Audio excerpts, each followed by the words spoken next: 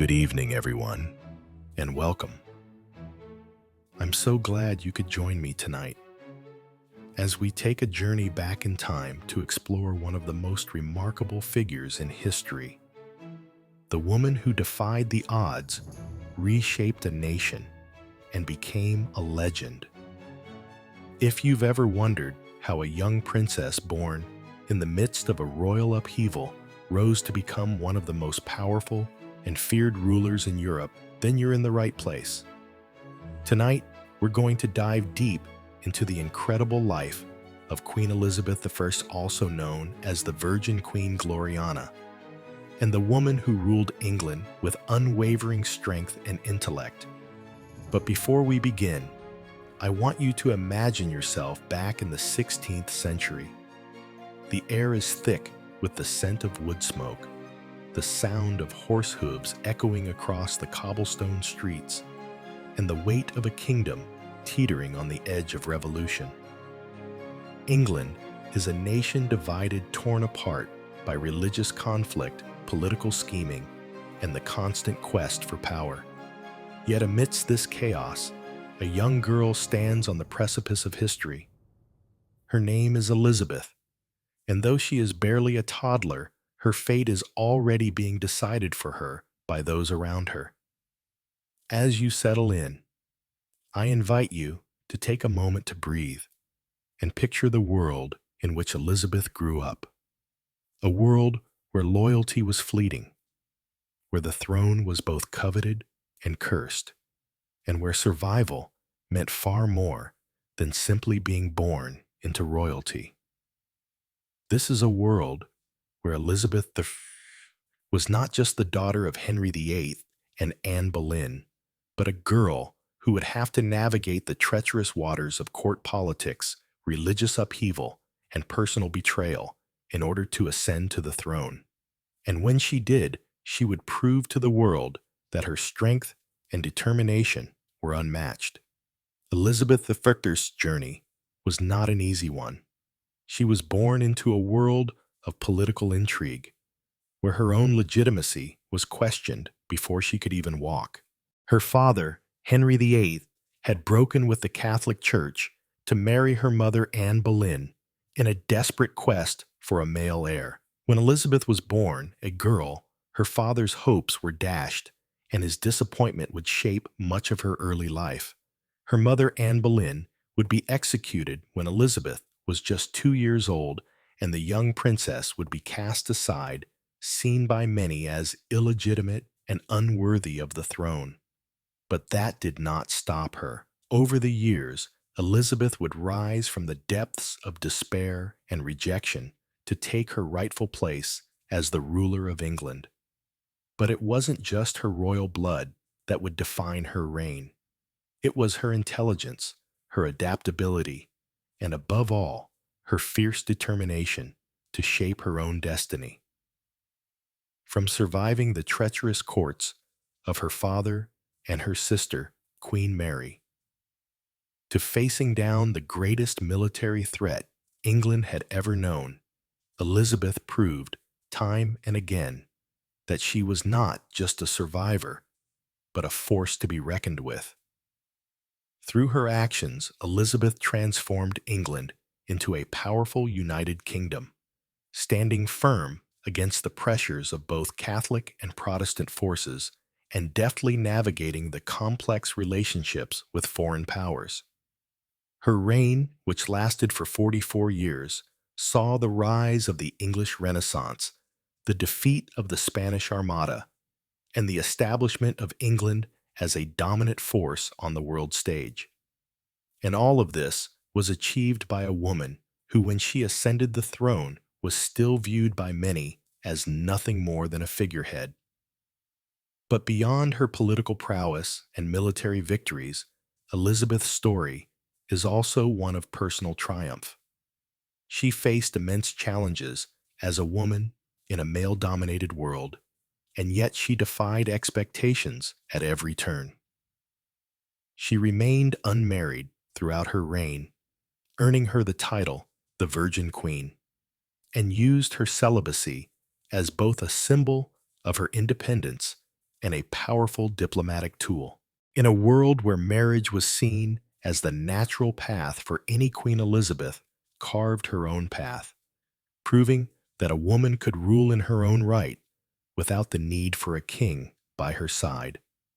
Tonight, as we delve into the life of this extraordinary queen, we'll explore the triumphs and tribulations that shaped Elizabeth into the ruler who is still remembered and admired around the world today. We'll go back to her earliest years in the royal court, witnessing her transformation from a young girl in the shadow of her father's kingdom to a queen who would forever change the course of English history. We'll uncover the dramatic moments, the political intrigue, and the personal sacrifices that led Elizabeth to become one of the most revered monarchs of all time. But we'll also take a closer look at the personal side of Elizabeth's reign, the relationships, the heartache, the solitude that came with wearing a crown that could so easily become a heavy burden. We'll see how Elizabeth's intelligence and caution were not just strategies for ruling, but ways to protect herself and her country from the many dangers that surrounded her.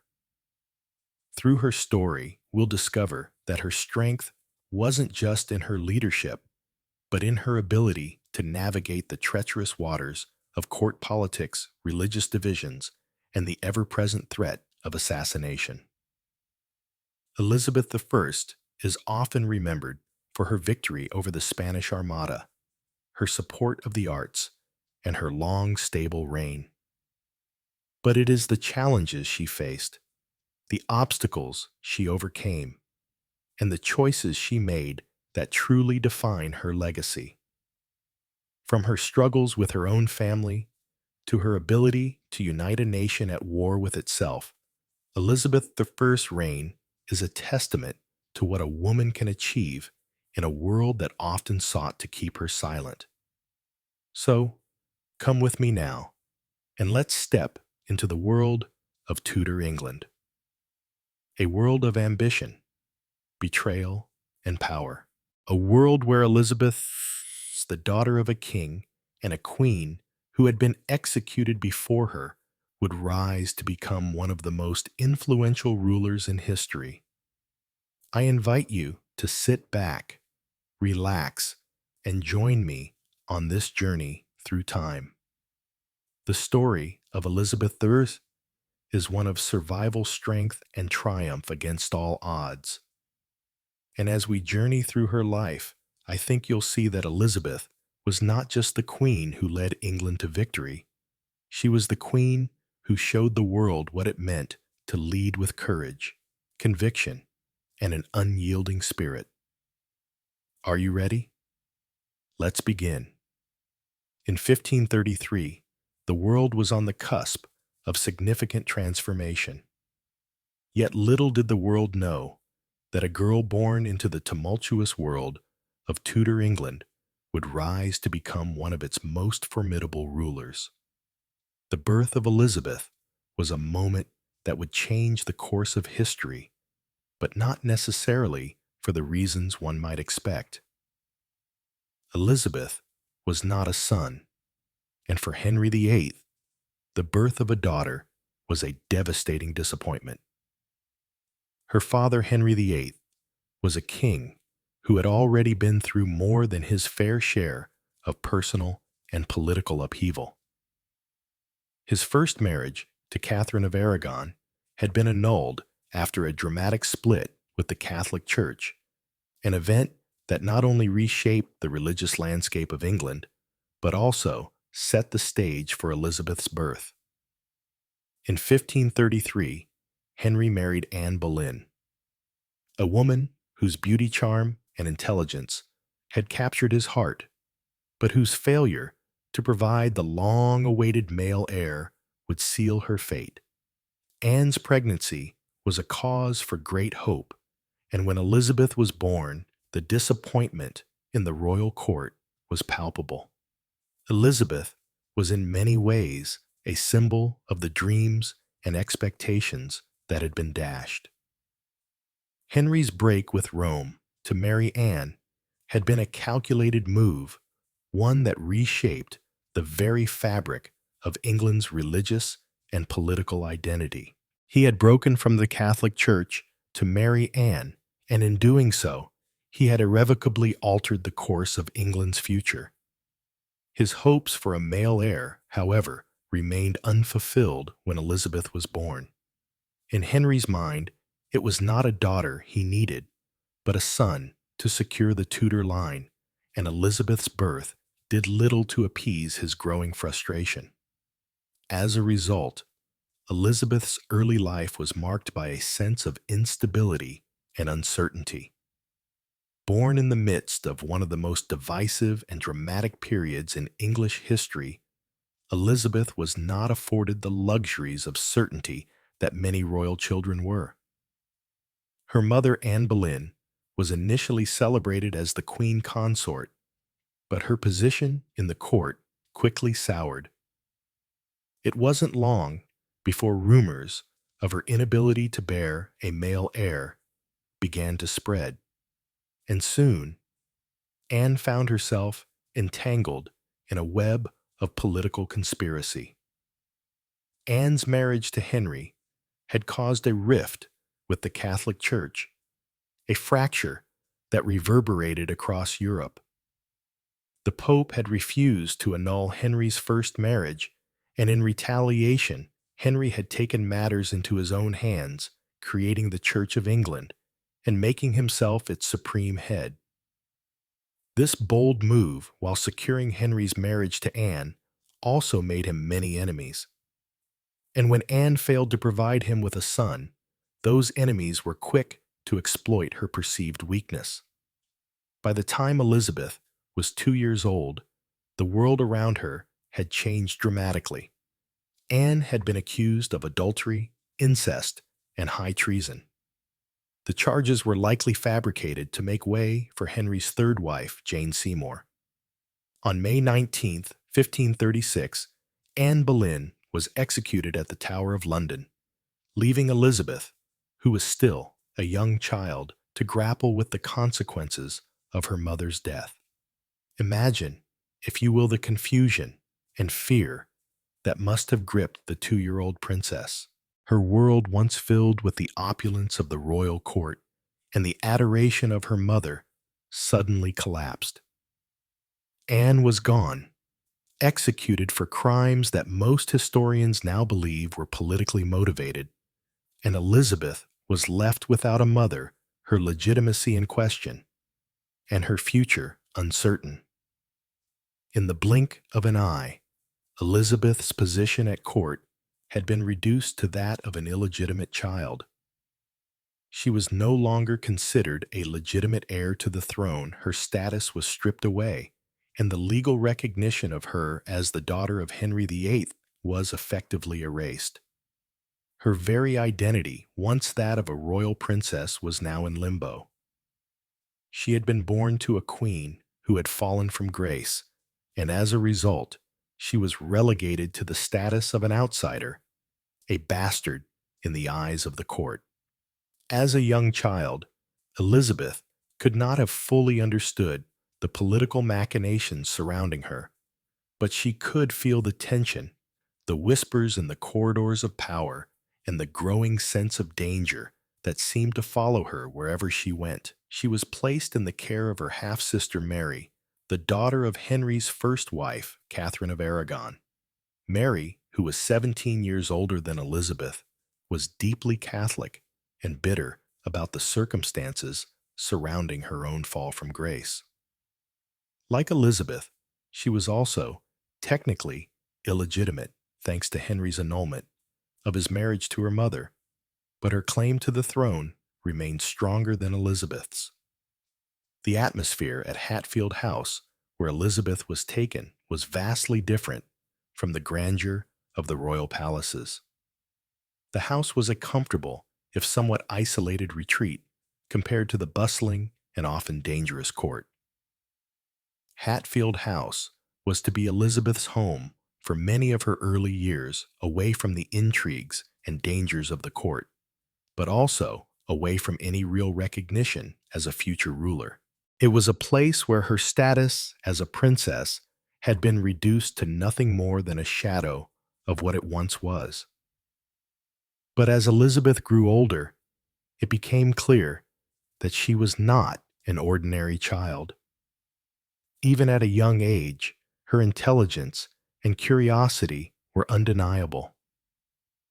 Elizabeth's governess, Catherine Champernowne, affectionately known as Cat Ashley, quickly realized that Elizabeth was a sponge for knowledge. By the time she was 4, Elizabeth was already learning to read, an unusual accomplishment for a child of her age. And by the time she was 6, she was reading Latin, a remarkable feat that would have been impressive for any child, let alone one in her precarious position. In her education, Elizabeth was exposed to a broad range of subjects. Her lessons were not limited to the traditional education of a young noblewoman, which often focused on domestic skills and decorum. Instead, she was taught languages, history, literature, and classical works that would later influence her reign. As she learned Latin, French, and Italian, Elizabeth's intellectual abilities began to shine. She was not simply a passive recipient of her education. She was an active participant, constantly seeking to deepen her understanding of the world around her. Her education was not just about the acquisition of knowledge, it was about survival. Elizabeth's tutors, including the brilliant humanist scholar Roger Ascham, understood that she needed to be prepared for the complexities of ruling in a world that was often hostile to women in positions of power. Through her education, Elizabeth learned how to think critically, how to assess a situation, and make decisions with foresight and caution. Her intellectual abilities would prove to be an invaluable asset as she navigated the complexities of court politics and international diplomacy in the years to come. But her education was not the only thing that would set Elizabeth apart. Her relationships with those around her would also shape her future. Her brother Edward VI, the legitimate heir to the throne, became one of her closest allies. Though their bond was not always free of tension, Edward was groomed for kingship from the moment of his birth, while Elizabeth was left to navigate a precarious existence. They shared a love of learning and a sense of intellectual camaraderie. They studied together, played together, and exchanged letters in Latin, a sign of the deep connection they had despite their different positions in the royal family. Elizabeth's relationship with her half-sister Mary, on the other hand, was more complicated. Mary, though she took care of Elizabeth and ensured she was educated, was not pleased with her younger sister's existence. The two women were rivals in many ways, both vying for the throne, though Mary was far more focused on religion and the restoration of Catholicism to England. Mary was deeply hurt by the way her father had treated her mother, Catherine of Aragon, and she viewed Elizabeth's birth as the catalyst for the destruction of her own life. Despite this, Elizabeth and Mary would have a more complicated relationship as they both moved toward their respective futures. In the midst of the turmoil and intrigue that marked Elizabeth's early years, she remained remarkably resilient. She adapted to the changing circumstances, the ever-present danger of political intrigue, and the fluctuating fortunes of the Tudor court. Though her position was precarious, Elizabeth learned to survive by remaining adaptable, cautious, and shrewd. These early years, though, marked by isolation, hardship, and uncertainty, were the formative years that would shape Elizabeth into the queen she would one day become. As Elizabeth's childhood unfolded within the safe confines of Hatfield House, the political and personal storm that had defined her early life would soon escalate into a tragic and defining moment. The tragic downfall of Anne Boleyn, Elizabeth's mother, who had been executed when Elizabeth was just 2 years old, cast a long shadow over her early existence. This was not simply the loss of a mother, it was the destruction of Elizabeth's legitimacy as a princess, the stripping away of her royal title, and the beginning of the harsh realities of the Tudor court, a place where survival was never guaranteed and where power shifted in an instant. Anne Boleyn's rise had been meteoric. A woman of exceptional intellect, charm, and ambition, she had captured the attention of King Henry VIII, transforming from a lady-in-waiting to the second wife of the king. But Anne's failure to provide a male heir would ultimately seal her fate.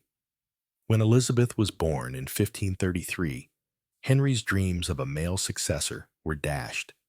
Elizabeth's birth, a moment that should have been celebrated as the future of the Tudor dynasty, was overshadowed by the harsh reality that she was a girl, not the son Henry had hoped for. Elizabeth's birth was a constant reminder to Henry of his obsession with securing a male heir, and it was a disappointment that would weigh heavily on him for the rest of his life.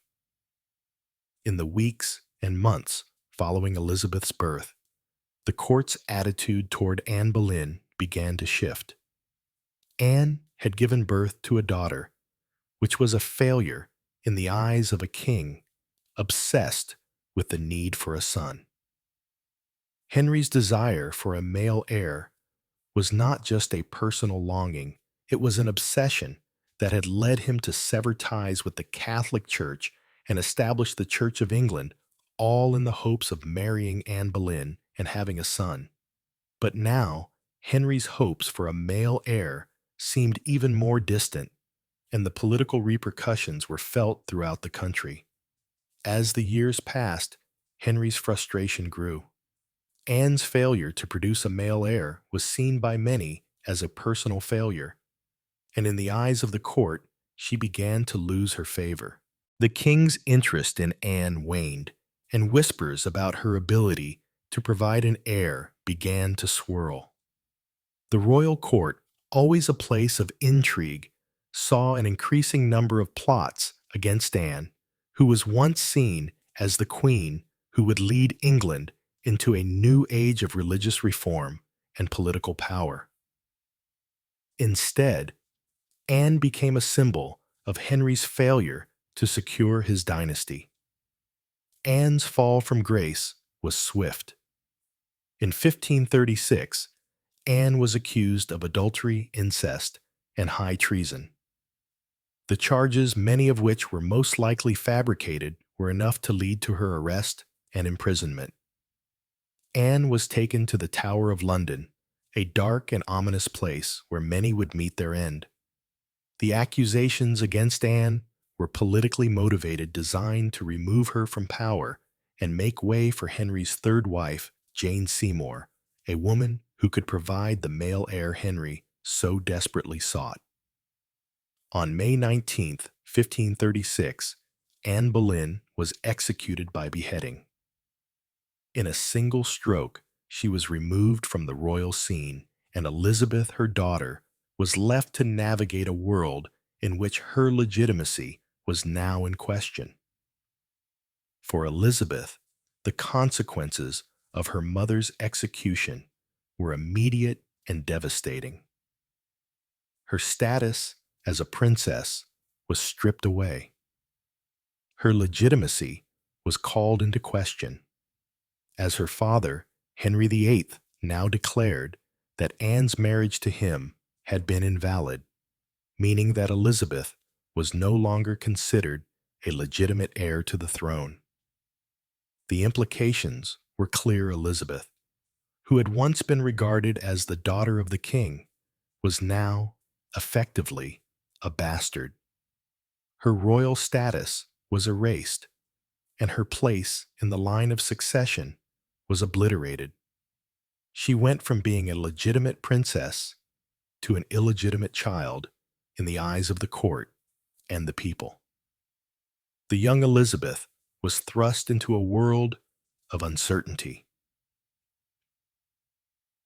She no longer had the protection of a powerful mother, and her position within the royal family had been diminished. Her father, Henry VIII, was a man known for his ruthless decisions, and his actions against Anne Boleyn demonstrated his willingness to remove anyone who stood in his way, including his own family. Elizabeth's future, once bright with the promise of royal favor, was now uncertain. She was no longer the daughter of the queen consort, but a daughter without a title, cast aside in favor of Henry's pursuit of another wife and a male heir. In the aftermath of Anne Boleyn's execution, Elizabeth was not immediately thrown into exile, but her life was drastically altered. She was moved from the royal palaces to Hatfield House, away from the turmoil of the court. Her household was reduced in size, her servants were dismissed, and her allowance was cut.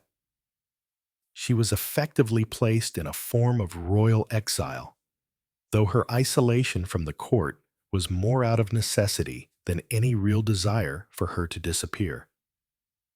Elizabeth's life became more insular, and she spent much of her early childhood in the company of her half-sister Mary, the daughter of Henry's first wife, Catherine of Aragon. Mary, like Elizabeth, was a victim of her father's capriciousness.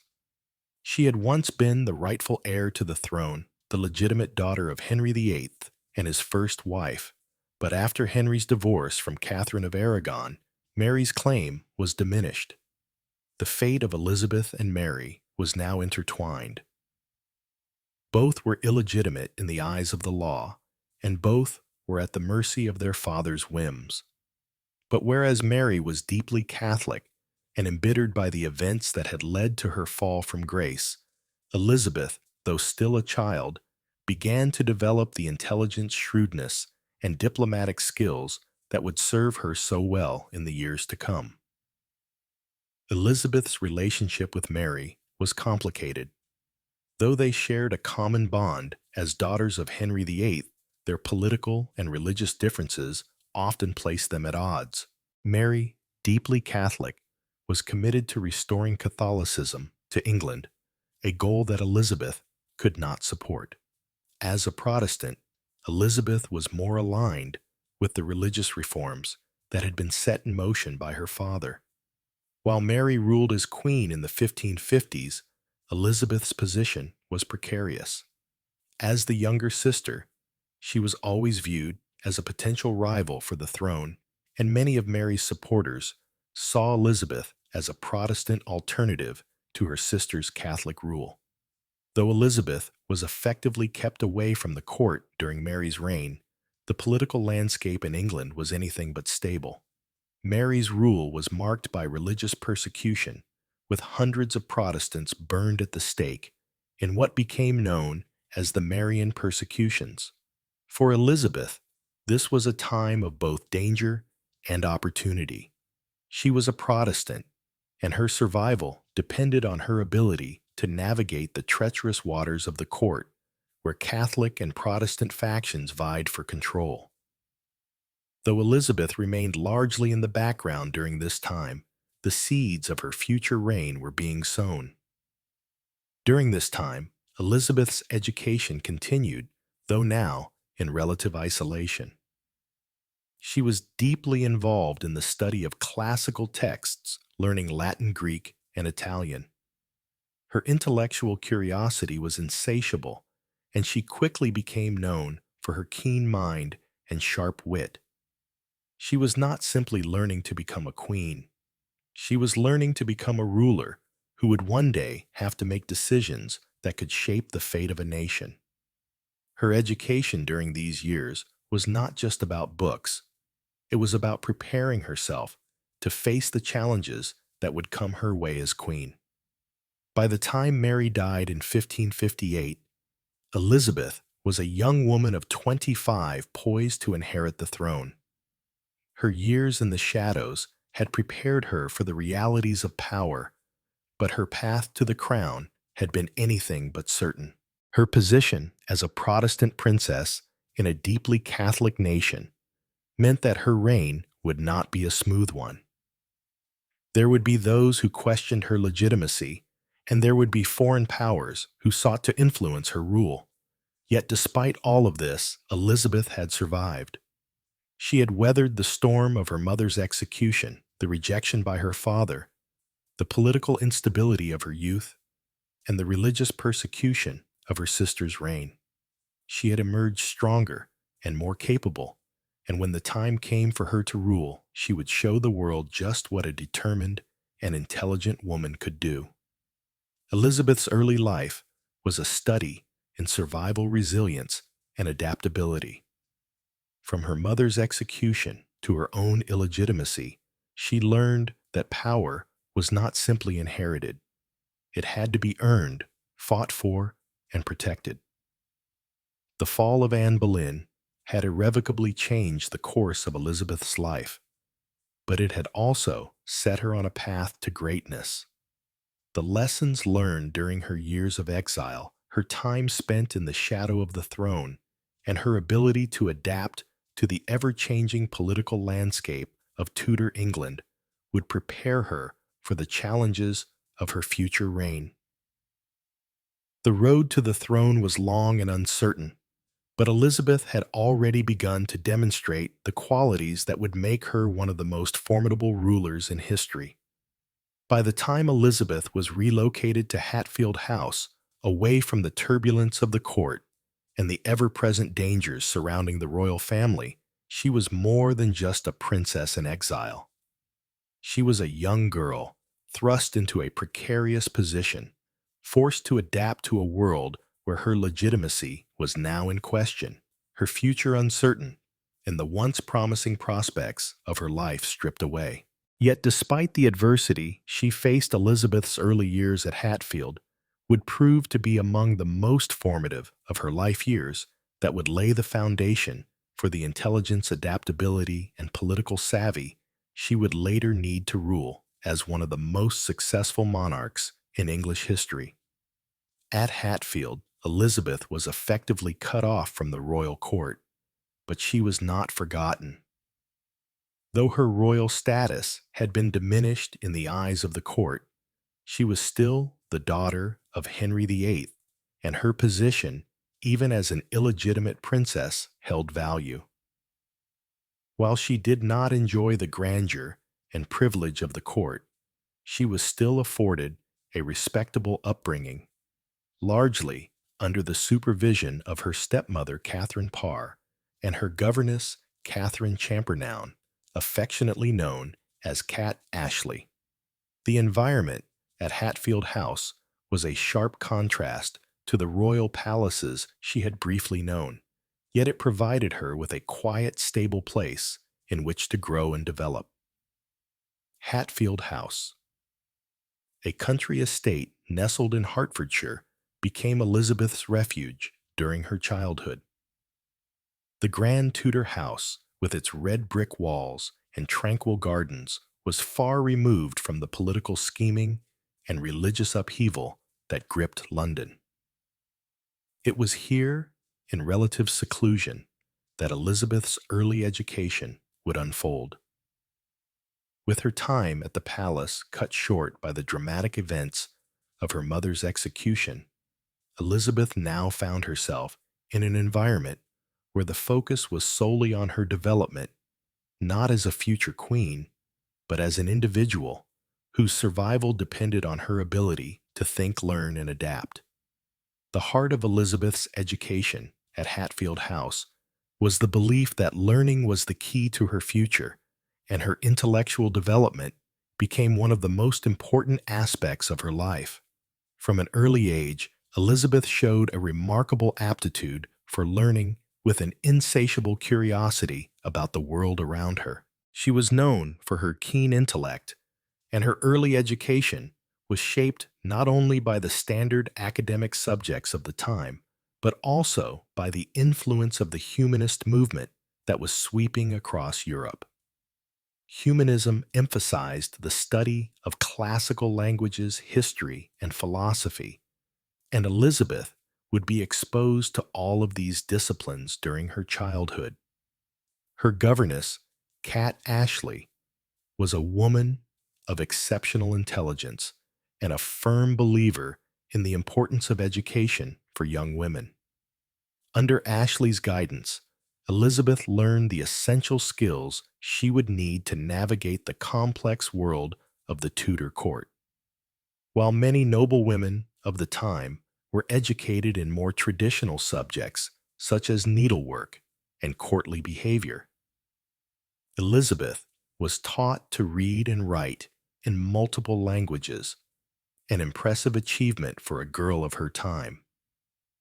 By the time she was 4, Elizabeth could read, and by the age of 6, she was already reading Latin, a language that for most children was reserved for the most elite of society.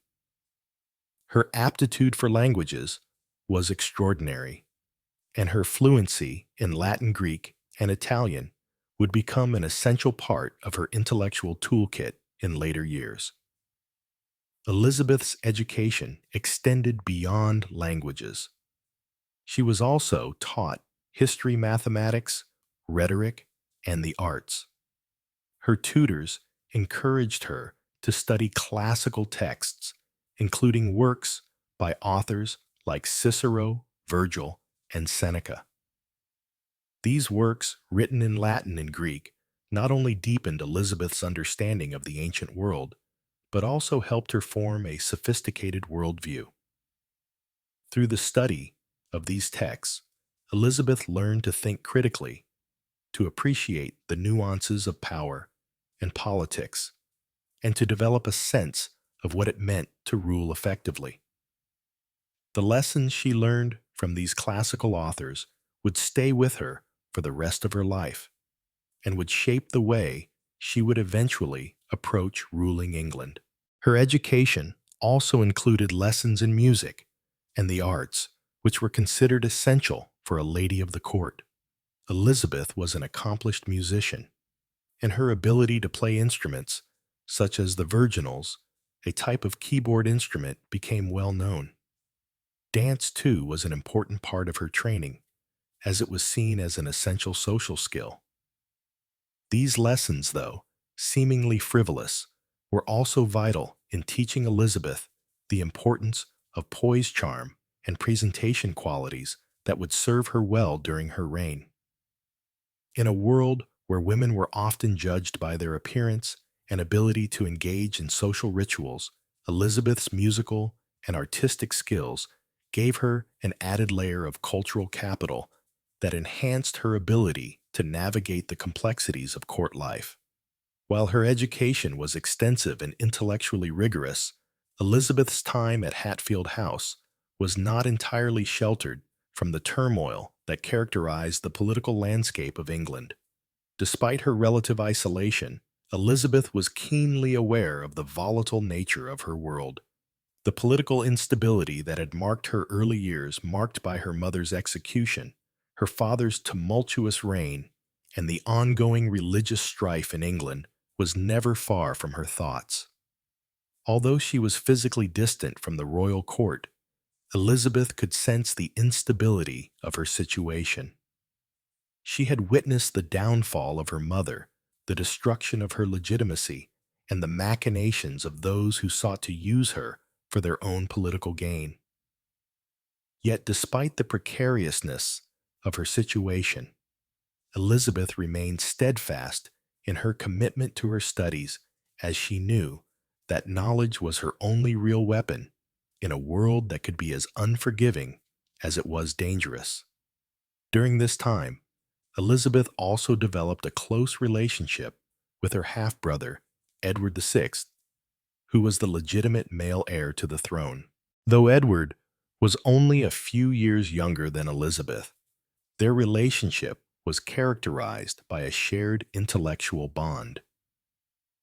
Both children were intensely curious and deeply engaged in their studies, and they spent much of their time together studying Latin, Greek, and other subjects under the guidance of their tutors. Elizabeth and Edward exchanged letters in Latin, a practice that helped to solidify their intellectual connection. Though they were never close in a familial sense, Edward was being groomed for kingship, while Elizabeth remained in a tenuous position. Their shared love of learning brought them together in ways that went beyond their royal status. Edward's early death in 1553 would have profound consequences for Elizabeth's life. At the time, Elizabeth's prospects seemed less secure than ever. As Edward's death left the throne vacant, Elizabeth's half-sister Mary, a staunch Catholic, was now in line to become queen. However, Mary's reign was fraught with challenges, both political and religious, and it was during this time that Elizabeth began to understand the delicate balance of power that governed England's political landscape. Mary's Catholic leanings and her efforts to restore England to Catholicism created deep divisions in the country, and Elizabeth's Protestant beliefs put her in direct opposition to her sister's religious policies. Despite the political turmoil of the time, Elizabeth's education remained a cornerstone of her life. She learned not only the traditional academic subjects, but also the more practical skills necessary for survival at court. She honed her ability to remain calm under pressure, to think strategically, and to navigate the complex relationships that would define her reign.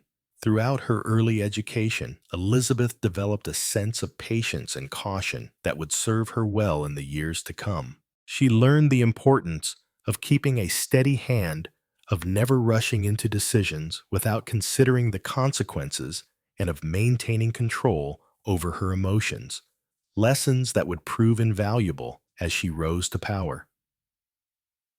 At Hatfield House, Elizabeth was also exposed to the influence of her stepmother, Catherine Parr, Henry VIII's sixth wife, who was deeply involved in Elizabeth's education and intellectual development. Catherine Parr was a learned and religious woman, and she took a personal interest in Elizabeth's education, ensuring that she had the finest tutors available. Catherine's influence helped to deepen Elizabeth's understanding of religion and theology, and her role in Elizabeth's life cannot be overstated. Catherine's intellectual guidance, along with the influence of her tutors, helped shape Elizabeth into the woman who would one day become the Queen of England. Elizabeth's time at Hatfield House, though marked by isolation and uncertainty, was also the time when she developed the intellectual and personal skills that would allow her to thrive in a dangerous and unpredictable world. The lessons she learned during these formative years, the importance of education, the power of patience, and the value of resilience would prove to be the key to her survival in a court that could be as deadly as it was magnificent. As Elizabeth grew into her teenage years, she began to emerge not only as a capable scholar, but also as a formidable political force in her own right. Though her future as queen seemed uncertain, her education had prepared her to face whatever challenges lay ahead. As Elizabeth entered her adolescence, the world around her was one of tumult and division. Tudor England was a nation in the midst of religious upheaval, political instability, and a fractured monarchy. The reigns of Henry VIII, Edward VI, and Mary I had set the stage for a crisis of identity where the people were divided between Catholicism and Protestantism. a divide that would prove to be one of the most defining features of Elizabeth's reign. Yet, for Elizabeth herself, these years of turmoil would shape not only her future as queen, but also the kind of ruler she would become. Surrounded by rival factions, ambitious courtiers, and the looming shadows of her own family's history, Elizabeth learned early on how to navigate the shifting tides of power and survival. While Elizabeth's early education, in seclusion, had cultivated her intellect, it was the political and religious chaos of the 1540s and 1550s that truly sharpened her wits. Her world was filled with constant reminders of the precariousness of her position. The Tudor dynasty, though established firmly on the throne, was anything but stable. Her father, Henry VIII, had set in motion profound religious changes with his break from the Catholic Church and the establishment of the Church of England, but he had died in 1547, leaving behind a legacy marked by the pursuit of male heirs, marital drama, and religious reform. Elizabeth's half-brother Edward VI had succeeded Henry, but had died in 1553 at the age of 15, leaving a nation in crisis. When Edward died, the throne passed to Elizabeth's half-sister Mary, who was the daughter of Henry's first wife, Catherine of Aragon. Mary, a devout Catholic, sought to undo the Protestant reforms of her father and brother, attempting to restore Catholicism in England. For Elizabeth, who had been raised Protestant, this presented a direct challenge. Elizabeth was now the last living Tudor heir who could be viewed as a potential rival to Mary's throne, though Elizabeth was officially illegitimate in the eyes of many. Her Protestant faith made her a figurehead for those who opposed Mary's policies. At the time of her sister's ascension to the throne, Elizabeth was 20 years old. A young woman who had lived through the fall of her mother, the turbulence of her father's reign, and the early years of her brother's short-lived reign.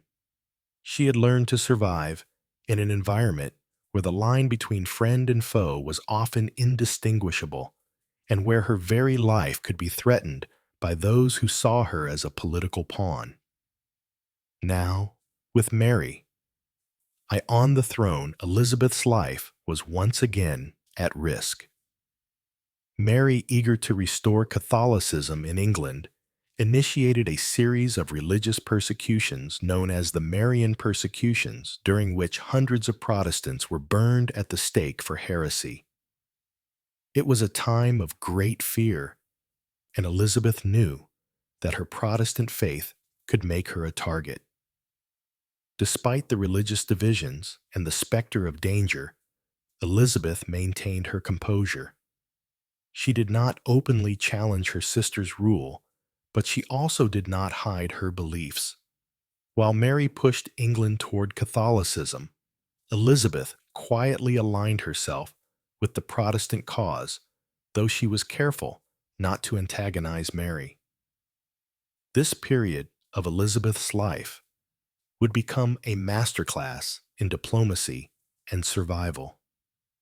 She knew that open defiance could lead to her execution, but she also understood that to live in the shadows would only leave her vulnerable. Elizabeth's life at court was one of observation and careful calculation.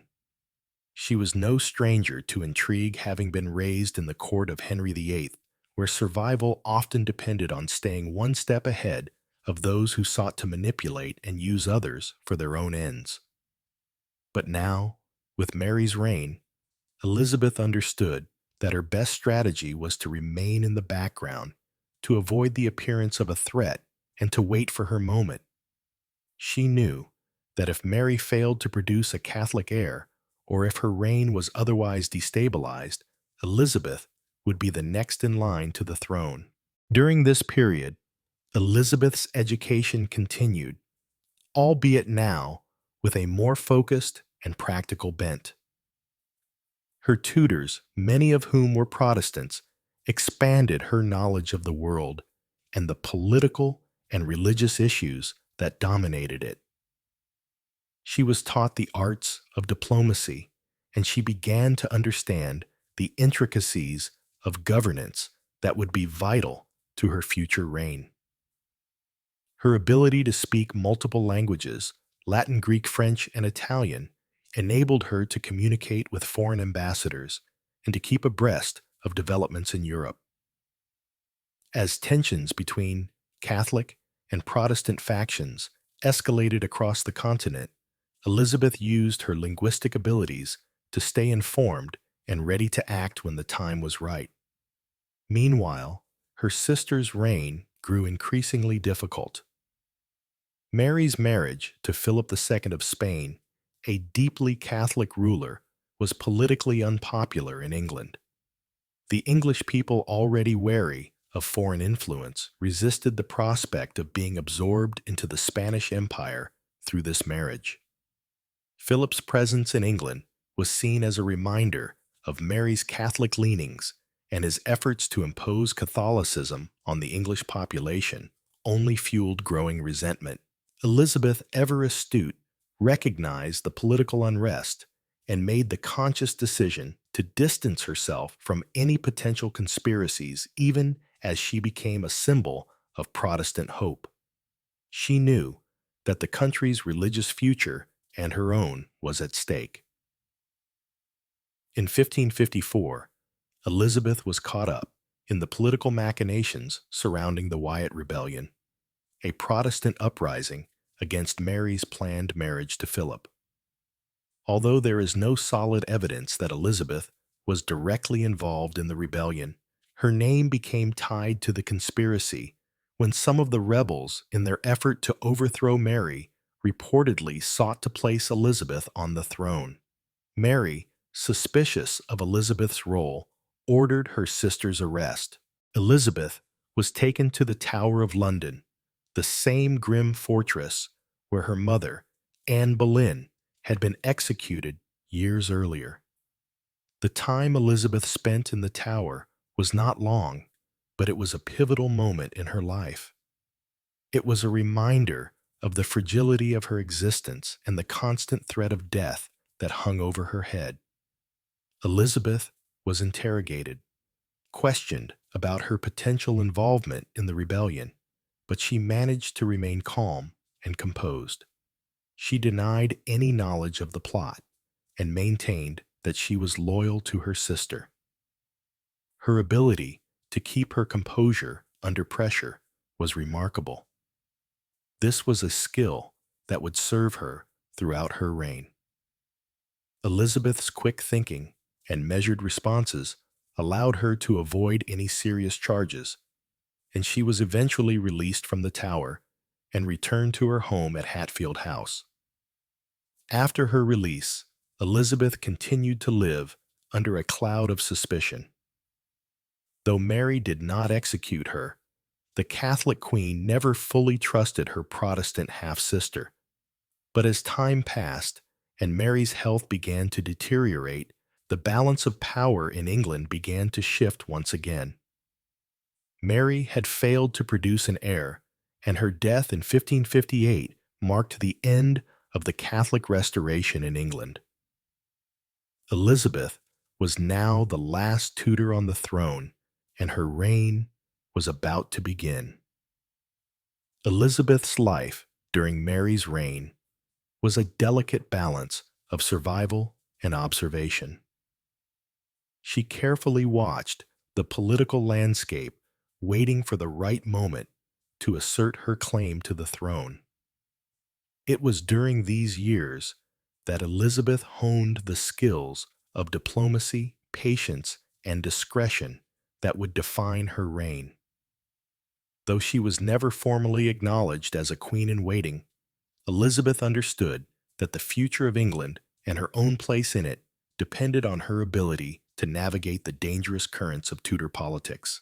Through it all, Elizabeth maintained her Protestant faith, though she never made it a point of overt rebellion. She waited for the moment when Mary's death would open the door for her to take the throne. And when that moment came in 1558, Elizabeth was ready. She had survived the intrigues of her father's court, the political machinations of her brother's reign, and the dangerous religious turmoil under her sister's rule. Now, as Queen of England, Elizabeth was poised to bring stability and strength to a kingdom that had been deeply divided for decades. Her years of patient observation, her deep education in the classics and politics, and her remarkable ability to read the mood of the nation had prepared her for the challenges she would face as queen. Elizabeth's reign, which would last for over 4 decades, would be marked by the same qualities she exhibited in her youth: resilience, intelligence, and the ability to weather the storms that so often threatened the Tudor dynasty. As she took the throne in 1558, Elizabeth knew that the work of unifying a fractured nation, both religiously and politically, had only just begun. But she was ready to face the challenges that lay ahead, armed with the lessons of survival patience and diplomacy that had carried her through a divided England. When Mary died in 1558, the political climate of England was transformed once again. Her death marked the end of the turbulent period of Catholic restoration, and with her passing, Elizabeth's time had come. After years of carefully observing and learning the complex and dangerous nature of the English court, Elizabeth was about to become queen. However, as with every other phase of her life, the moment of her ascension was not without challenges. She now faced a kingdom that was not only religiously divided, but politically fractured as well, with rivals both within and outside the court who sought to undermine her claim. Yet before delving into Elizabeth's reign, it's crucial to understand the deep context surrounding her ascension to the throne. Elizabeth's life had always been marked by the uncertainty of her position within the royal family, but perhaps no event in her early life affected her more than the death of her brother, Edward VI, in 1553. Edward's death, and the subsequent turmoil it caused, set the stage for Elizabeth's eventual claim to the throne. Edward VI, the only legitimate son of Henry VIII and Jane Seymour, had been crowned King of England at just 9 years old following his father's death in 1547. His reign, though brief and marked by the instability of a regency, was a time of significant religious change. Edward's reign had seen the continuation of Protestant reforms, and under his administration, England had moved even further away from Catholicism, adopting Protestant practices more deeply within the Church. But Edward's health had always been frail. From a young age, it was clear that he was a sickly child, and as he grew older, his condition deteriorated. In 1553, when Edward was just 15 years old, he became gravely ill. His illness, coupled with the realization that he may not survive, prompted him to take drastic steps to secure the Protestant future of England. Edward, who had no children and no male heir, sought to alter the line of succession, placing a Protestant cousin, Lady Jane Grey, in line for the throne, bypassing both Mary and Elizabeth. This was a decision driven both by Edward's religious convictions and by the political instability surrounding the throne. The Tudor dynasty, which had already been fraught with problems over succession, now faced a crisis. With no clear male heir, the potential for religious conflict loomed large. Edward, desperate to prevent the return of Catholicism under Mary, sought to secure the throne for Jane Grey, a Protestant, in hopes of protecting the Protestant reforms his father had started. However, Edward's plan to change the line of succession was controversial and doomed from the start. He named Jane as his successor, even though she had little actual claim to the throne. This move directly contradicted the will of Henry VIII, who had explicitly named Mary as the rightful heir, followed by Elizabeth. The political and religious factions at play in England made this a highly volatile decision, one that would ultimately lead to Jane's brief and tragic reign. Edward died in July 1553, and his death triggered a dramatic shift in the political landscape. Although he had named Jane as his successor, the throne was swiftly claimed by Mary, who had the backing of powerful Catholic factions, including the military. Jane, who had been thrust into the role of queen for just 9 days, was soon deposed, and she and her husband Guilford Dudley were imprisoned in the Tower of London.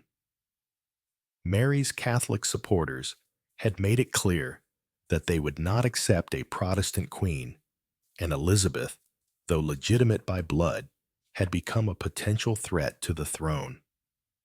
Mary's reign began in 1553, and the political climate in England shifted dramatically under her rule. As a devout Catholic, Mary's primary goal was to restore Catholicism in England, a mission that would define much of her time on the throne. Her marriage to Philip II of Spain further complicated matters, as many in England feared the prospect of England becoming a Spanish satellite state. The marriage was deeply unpopular, and Philip, though king consort of England, was largely despised.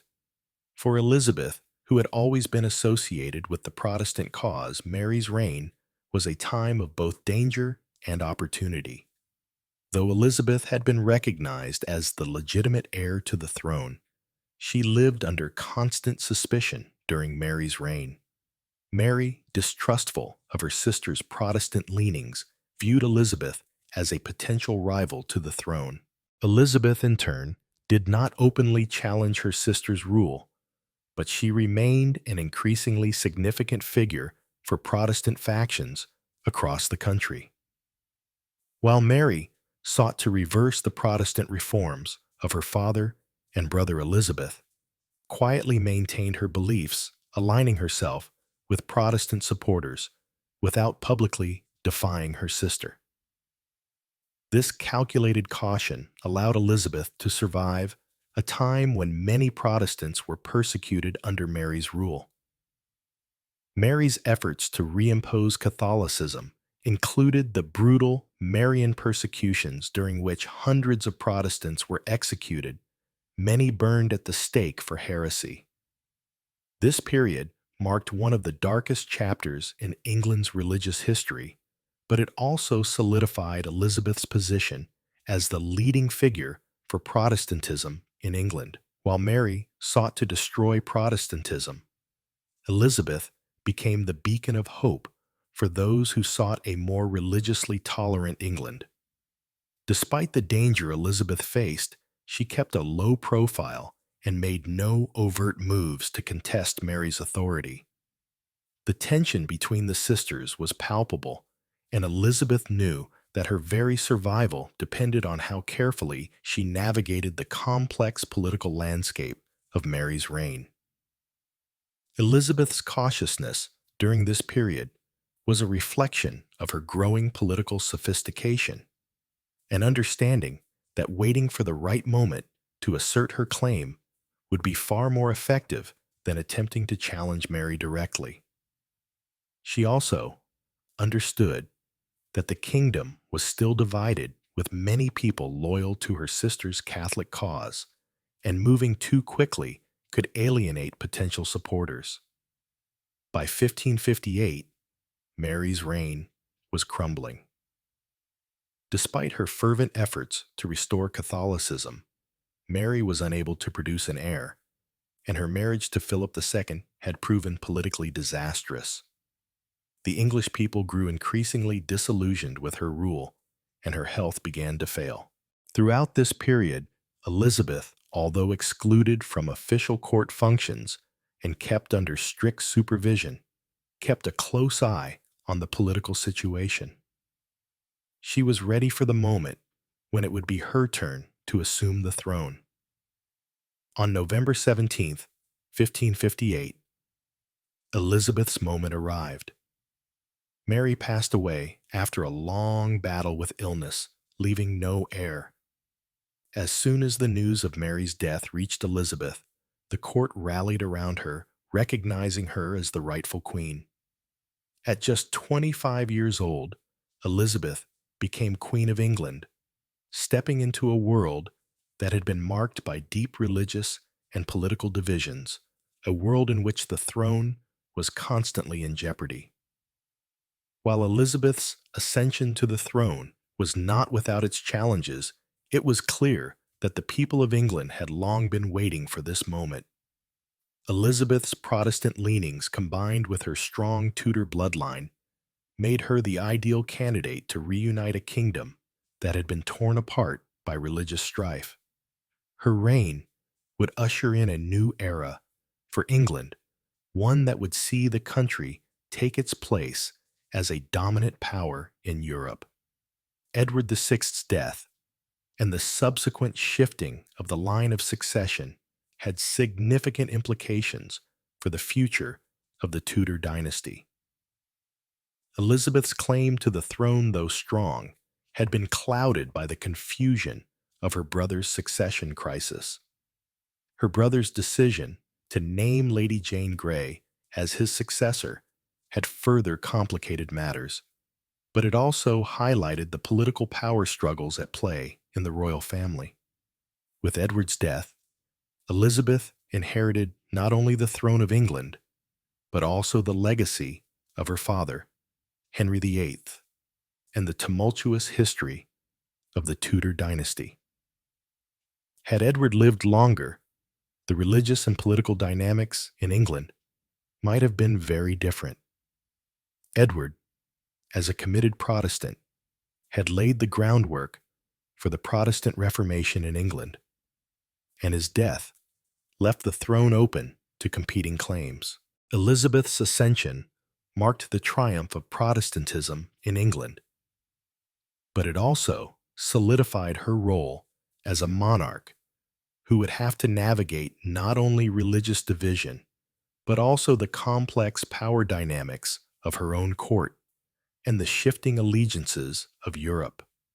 Despite the challenges she faced during her early life and reign, Elizabeth's ability to maintain her composure, navigate the changing tides of succession, and make strategic alliances allowed her to solidify her position on the throne.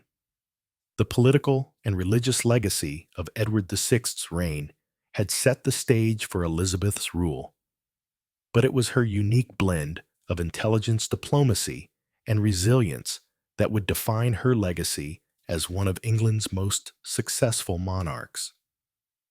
The story of Elizabeth's rise to the throne, shaped by the death of Edward, the political turbulence of Mary's reign, and the shifting alliances of the court, was only the beginning of the challenges she would face as queen.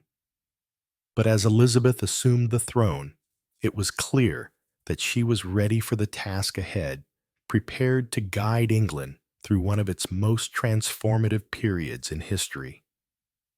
When Elizabeth I ascended the throne on November 17, 1558, following the death of her sister Queen Mary I, she inherited not just the crown of England, but a kingdom in crisis. The country was deeply divided along religious lines, economically struggling and politically unstable. The Tudor dynasty, which had been built on the precarious foundations of Henry VIII's marriages and the volatile religious reforms of his reign, was on the brink of collapse. Elizabeth, however, despite being just 25 years old, was prepared for the monumental task ahead of her. Her survival, to this point, her shrewd observation of the court's power dynamics, and her deeply ingrained education had all equipped her for the challenges that lay ahead. But as the new Queen of England, Elizabeth was not immediately embraced by all corners of her kingdom. She faced immediate opposition from Catholics, particularly from those who had supported her sister Mary's reign and had longed for a return to Catholic orthodoxy. This opposition was not just religious, it was also political. The crown was weak, and a Protestant monarchy was still a relatively new and fragile institution in England. The consequences of her half-sister's Marian persecutions were still fresh in the minds of many English Catholics. For Elizabeth, whose Protestant leanings were well known, the situation required not only political astuteness, but also a keen understanding of how to balance religious factions, the nobility, and foreign powers.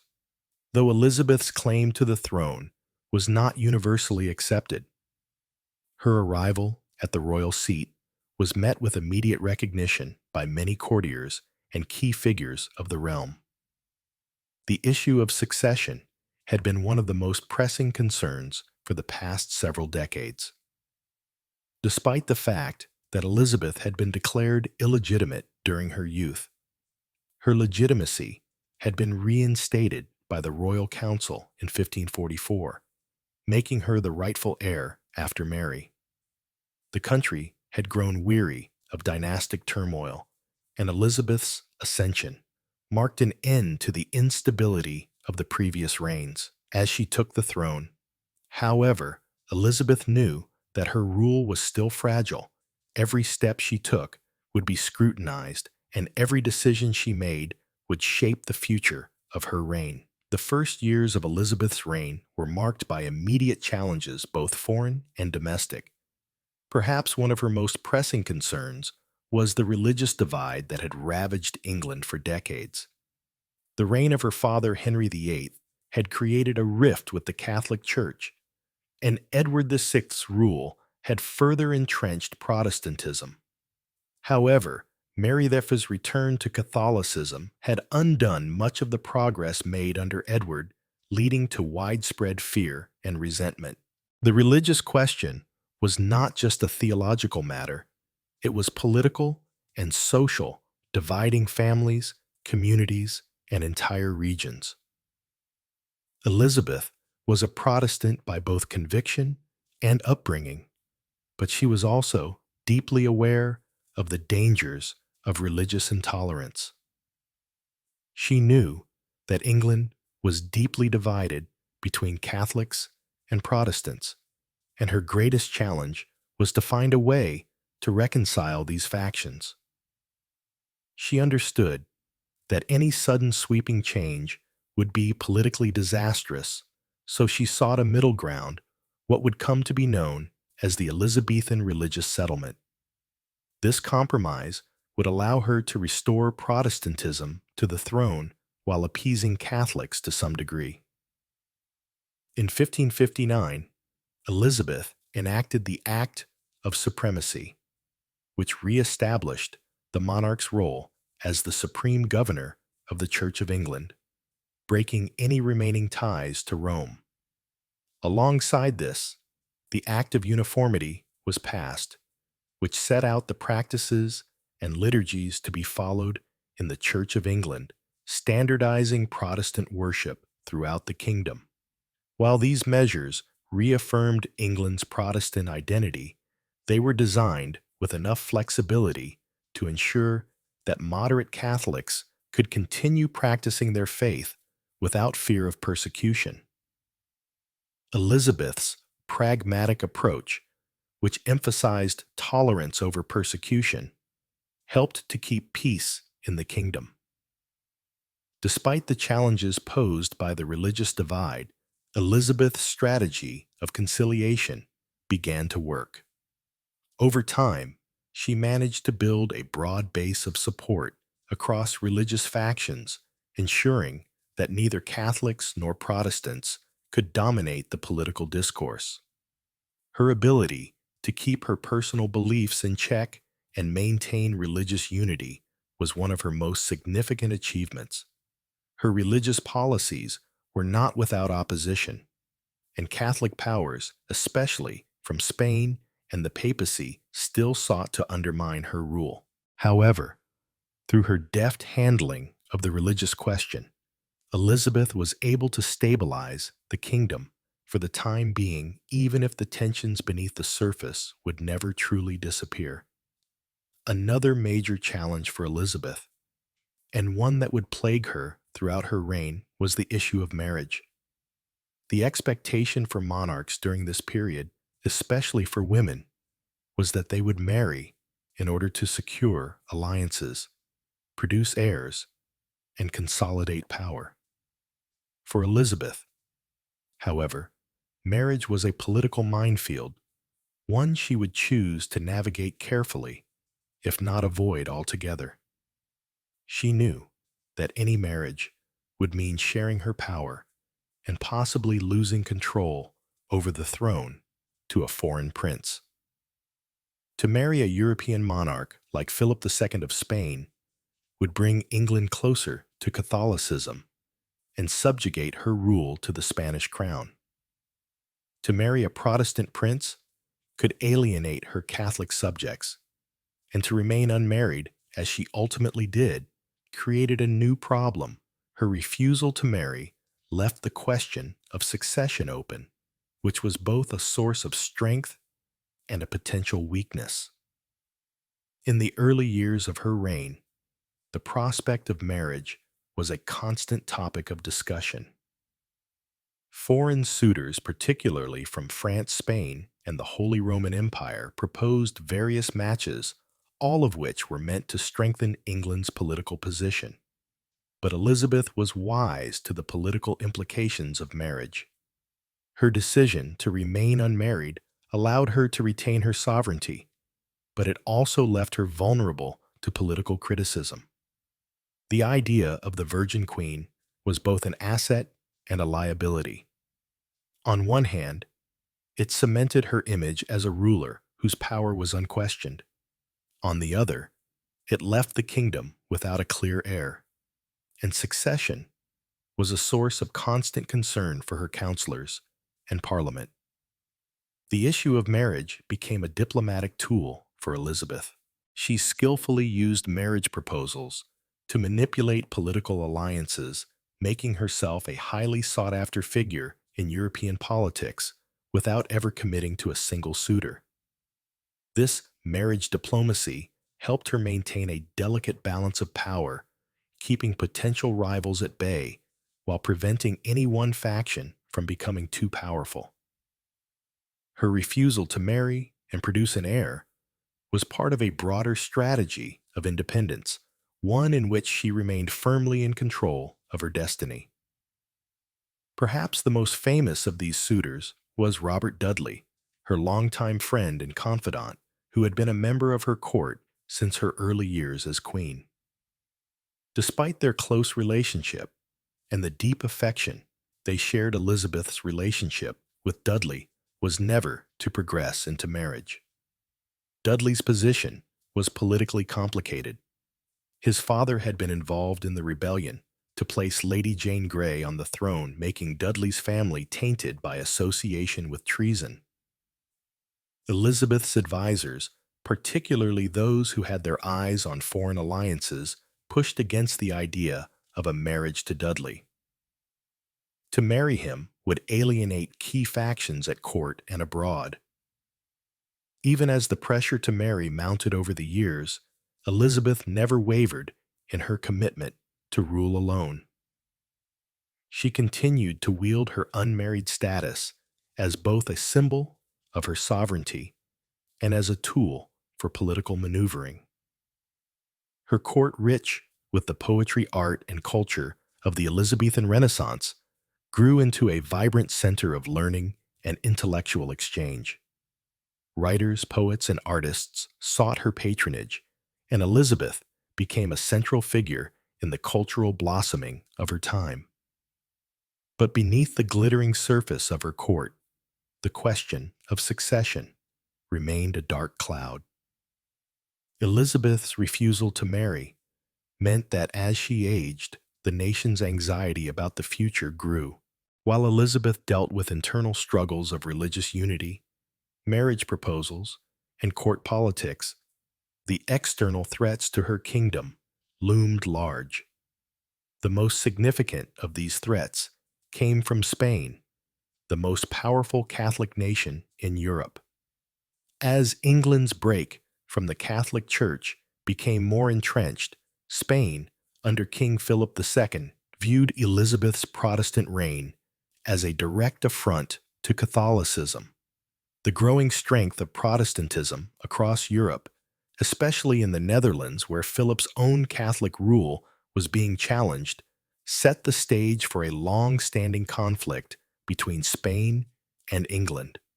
In the early years of her reign, Elizabeth had to navigate the increasingly hostile relationship with Philip II.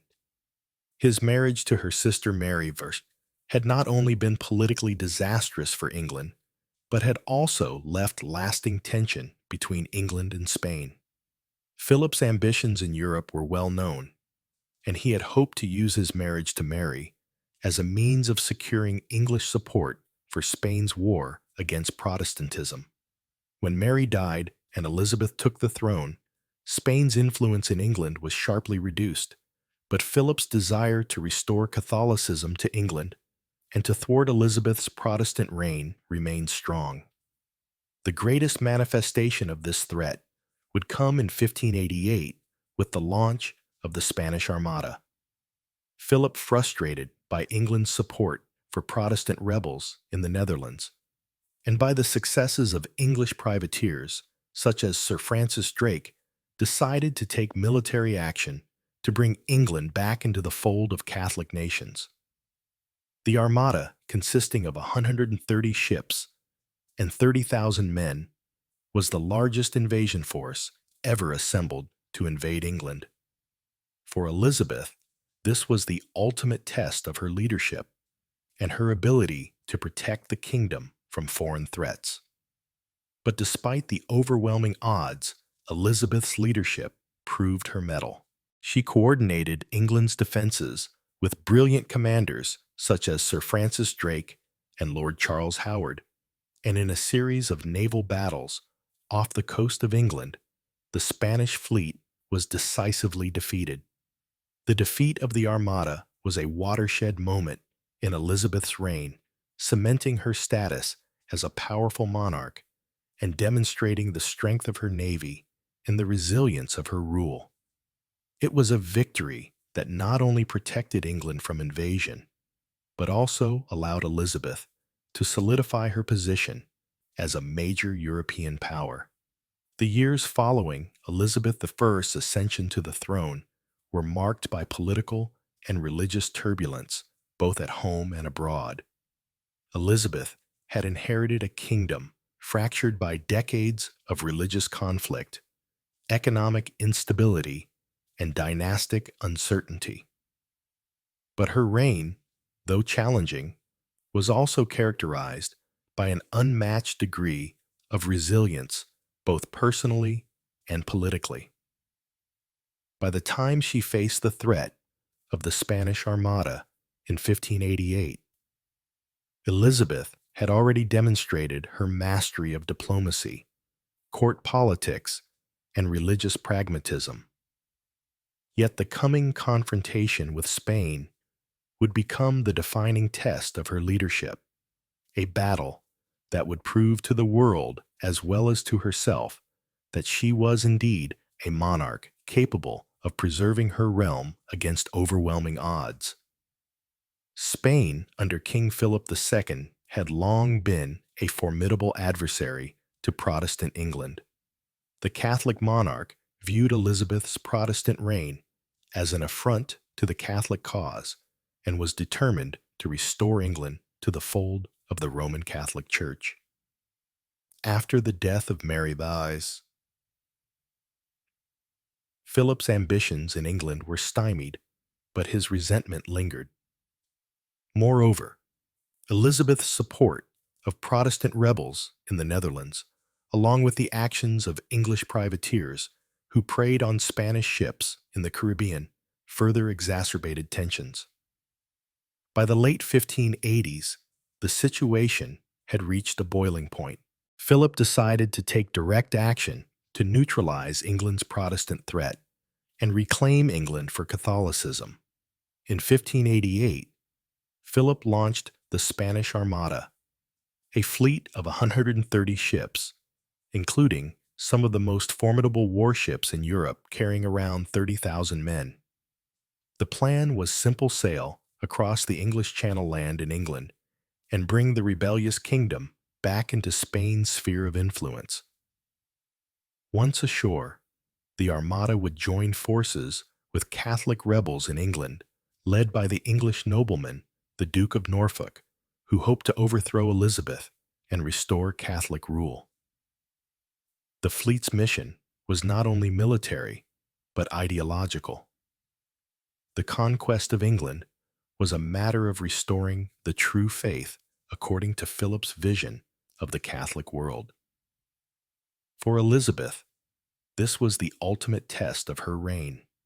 Her leadership would not only be judged on the ability to defend her kingdom militarily, but also on how she would galvanize her people to rally around the flag in a time of existential crisis. Though Spain was the most powerful empire in Europe, with the largest fleet and a vast empire that stretched across the globe, Elizabeth was not one to back down from a challenge. She was determined to protect England from what she saw as a foreign invasion, and in doing so, she would strengthen her own legacy. The threat of the Spanish Armada was immediate and palpable. In the months leading up to its arrival, the English court and military leaders scrambled to prepare for the impending invasion. Elizabeth's advisors, including seasoned military commanders such as Lord Charles Howard and Sir Francis Drake, began assembling a fleet capable of defending England against the Spanish onslaught. Despite the size and power of the Spanish Armada, Elizabeth's forces, though smaller, were highly maneuverable and well-practiced in naval warfare. One of Elizabeth's first strategic moves was to invest in the expansion of England's navy. Under her reign, the English fleet had grown in both size and capability, with smaller, faster ships designed for the rough waters of the English Channel. This was in contrast to the Spanish fleet, which relied on large galleons designed for open seas, but vulnerable in the tight, shallow waters of the English coast. Elizabeth's naval commanders, men like Sir Francis Drake, Sir John Hawkins, and Lord Charles Howard, were experienced in raiding Spanish ships and had honed their skills in guerrilla tactics at sea. The English fleet's tactics would play a crucial role in the coming battle. Elizabeth's ships were faster and more maneuverable than their Spanish counterparts, and they could outmaneuver the larger, slower armada. But the weather also played a pivotal role. The English prayed for favorable winds, and in this respect, fortune seemed to favor the brave. The weather in the Channel during the Armada's approach was unpredictable, and the Spanish fleet found itself battered by storms as it attempted to sail toward England. But the key to Elizabeth's success would not only lie in the weather or the strength of her navy, it would also depend on her ability to unite the English people behind her cause. For this, she turned to one of her most powerful tools, her personal leadership, and the sense of unity she could inspire in her subjects. The Spanish Armada's advance was a crisis of the highest order for England, and Elizabeth knew that her ability to lead her people would be crucial. The success or failure of the defense of England would ultimately rest on the morale of her subjects who had lived through decades of religious persecution, political upheaval, and royal instability. Elizabeth, ever the master of political theater, understood the power of symbolism and the importance of inspiring loyalty and courage. One of her most iconic acts during the Armada crisis came on August 9, 1588, when she rode out to meet her troops at Tilbury Fort, located on the Thames estuary just east of London. With the looming threat of the Armada just across the Channel, Elizabeth stood before her assembled army wearing a suit of armor over her gown, an image that would become one of the most enduring symbols of her reign. Though the armor was ceremonial, it communicated something far more powerful to her troops. Elizabeth was prepared to lead them in battle as a monarch, not above her people but among them. In a speech that would echo through history, Elizabeth declared, "I know I have the body of a weak and feeble woman, but I have the heart and stomach of a king, and of a king of England too." These words, spoken before a mixed crowd of soldiers and courtiers, were a declaration of Elizabeth's resolve. She was a queen who stood firmly with her people, who shared their risks and their burdens, and who would fight to the last breath to defend her kingdom. In this speech, Elizabeth presented herself as not only the sovereign, but as a warrior queen, someone who would fight alongside her people rather than sit in the safety of her palace.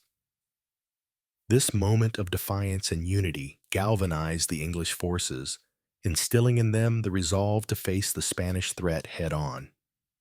Elizabeth's decision to take personal command of the defense of England was not just a matter of ceremonial importance.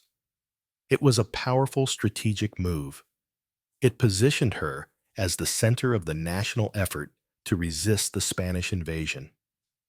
Elizabeth's rhetoric, her personal commitment, and her visible presence on the front lines served to unite the people of England in a shared cause.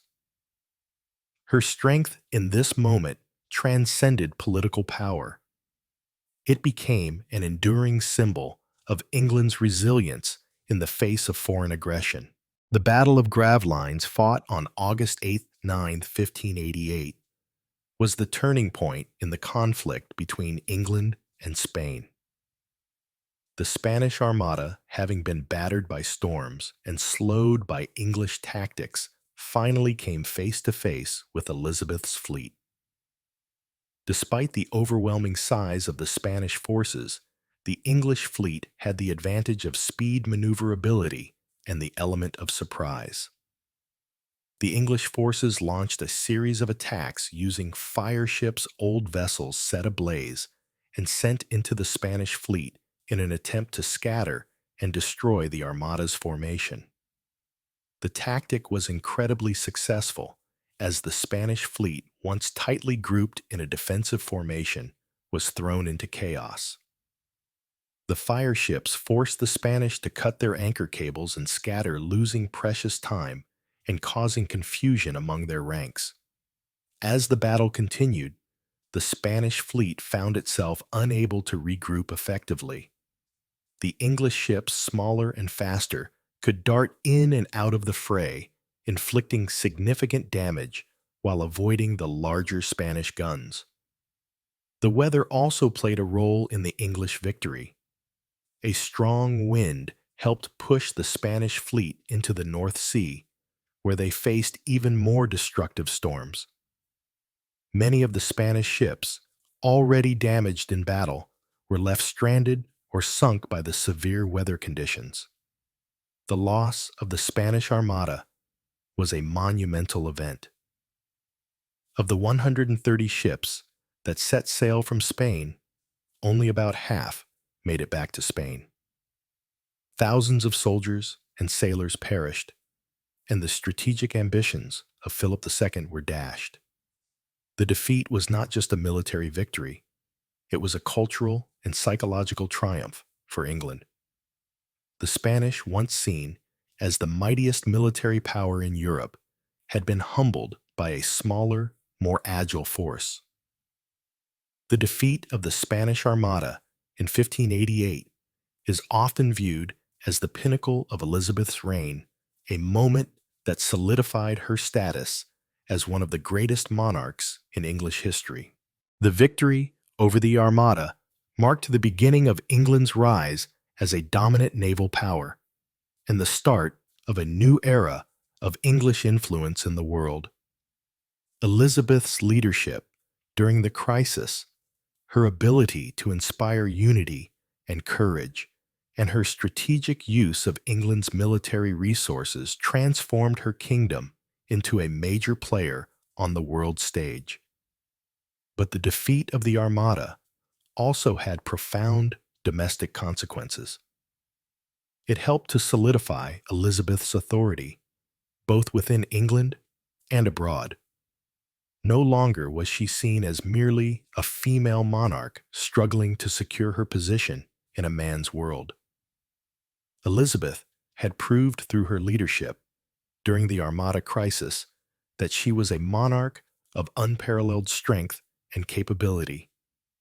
She had defended England against the greatest military force in Europe, and in doing so, she had secured her legacy as a ruler who could meet challenges head-on and emerge victorious. The triumph over the Spanish Armada also had lasting consequences for England's relationship with Spain.